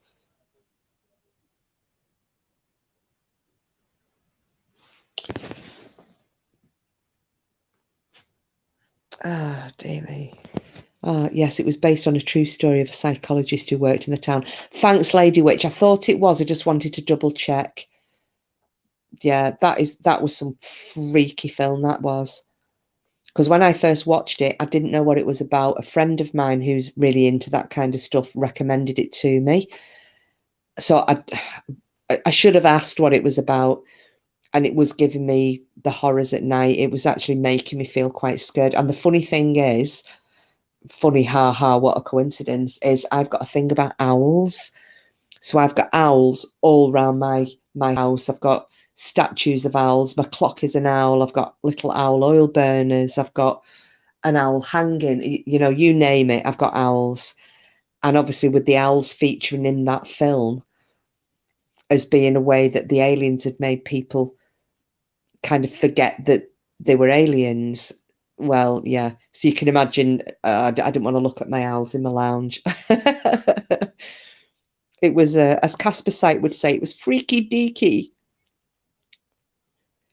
And well, Green Eyes, it's not so much scary. It's, let me think. It's one of those films that, I don't know if you get like this, but if it's a far-fetched film, it doesn't bother me as much. I can watch it, the film will scare me, and then I'm all right afterwards. So like that 30 Days of Night, I watched it. It scared me, but the next day I was fine. This Fourth Kind film, because it's real and because it's something that can and has happened, that messes with my head more then so that's why it scared me. It's not the fact that it's terrifying film, because it isn't. What's terrifying to me is the fact that I don't want to give too much away. It basically, because this isn't far-fetched, it's not outside the realms of possibility. Lady Witch, it gets in your head, Green Eyes, because it's so feasible to be able to happen. Yes, that's it. Bang on, Lady Witch. Exactly. So yeah, it's like things like that film When the Lights Went Out that I was talking about the haunting of 30 East Drive, because that's something that actually happened and it's been documented. And the same with the Enfield poltergeist that Denny and I are going to cover, because that's something that has actually happened and there is evidence and it's been documented. Then that's why they mess with my head.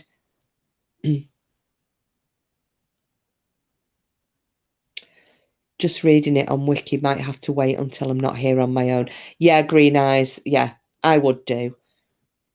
But like I said, if you're not, the psychological aspect is what plays with me. If that's not the type of thing that would get in your head and stay there, then yeah, by all means watch it, and you probably won't find it frightening. My friend didn't find it frightening in the slightest, but it messed me up. Frida says, yes, snow is lovely as long as you don't have to drive in it. Well, I didn't mind when I had my 4-wheel drive, but I've not got it anymore. So, I mean, and I loved it when I had my Land Rover Discovery. Oh, I used to play in it all day long in that thing. It was great. It was great fun. My last 4-wheel drive, the one I got rid of in November, or was it? No, it was end of October, wasn't it? Not so much. That wasn't great.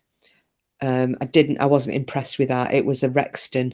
I would have rather stuck with Land Rover. Wished I'd never got rid of my previous Land Rover, because there was nothing wrong with it. I just fancied an upgrade. Lady Witch, I didn't think it was scary, but it definitely gave me pause. Yeah. And I'm a wimp, so it stuck in my head and it messed me up a little bit.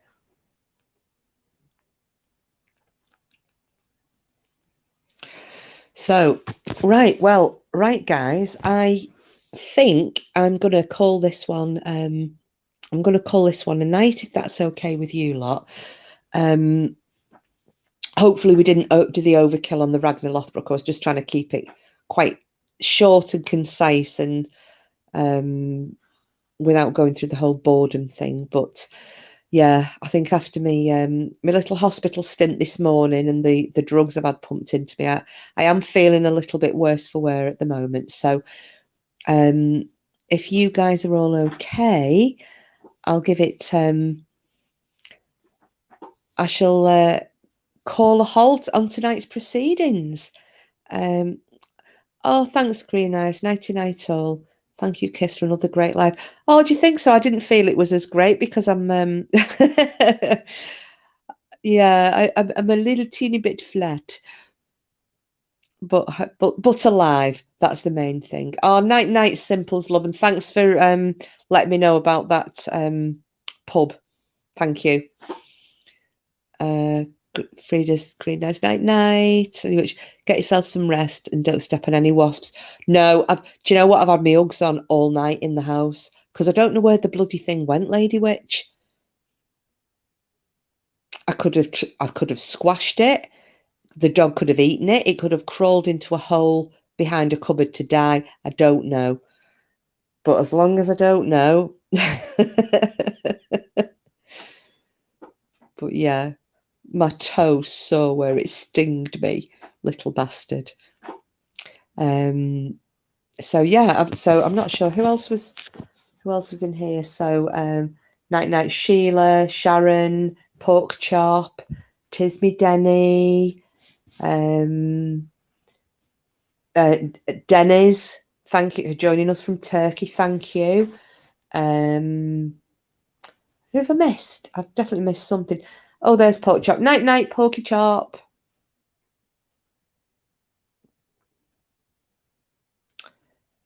Okay. Right, guys. So I will sign off as I always do. Thank you so much for coming in. Love you all muchly. Oh, Lady Witch, much love to everyone. That sounded much better than my version. And I'll get something scheduled in again for in a couple of nights' time. So I shall sign off as I always do. See you on the bright side.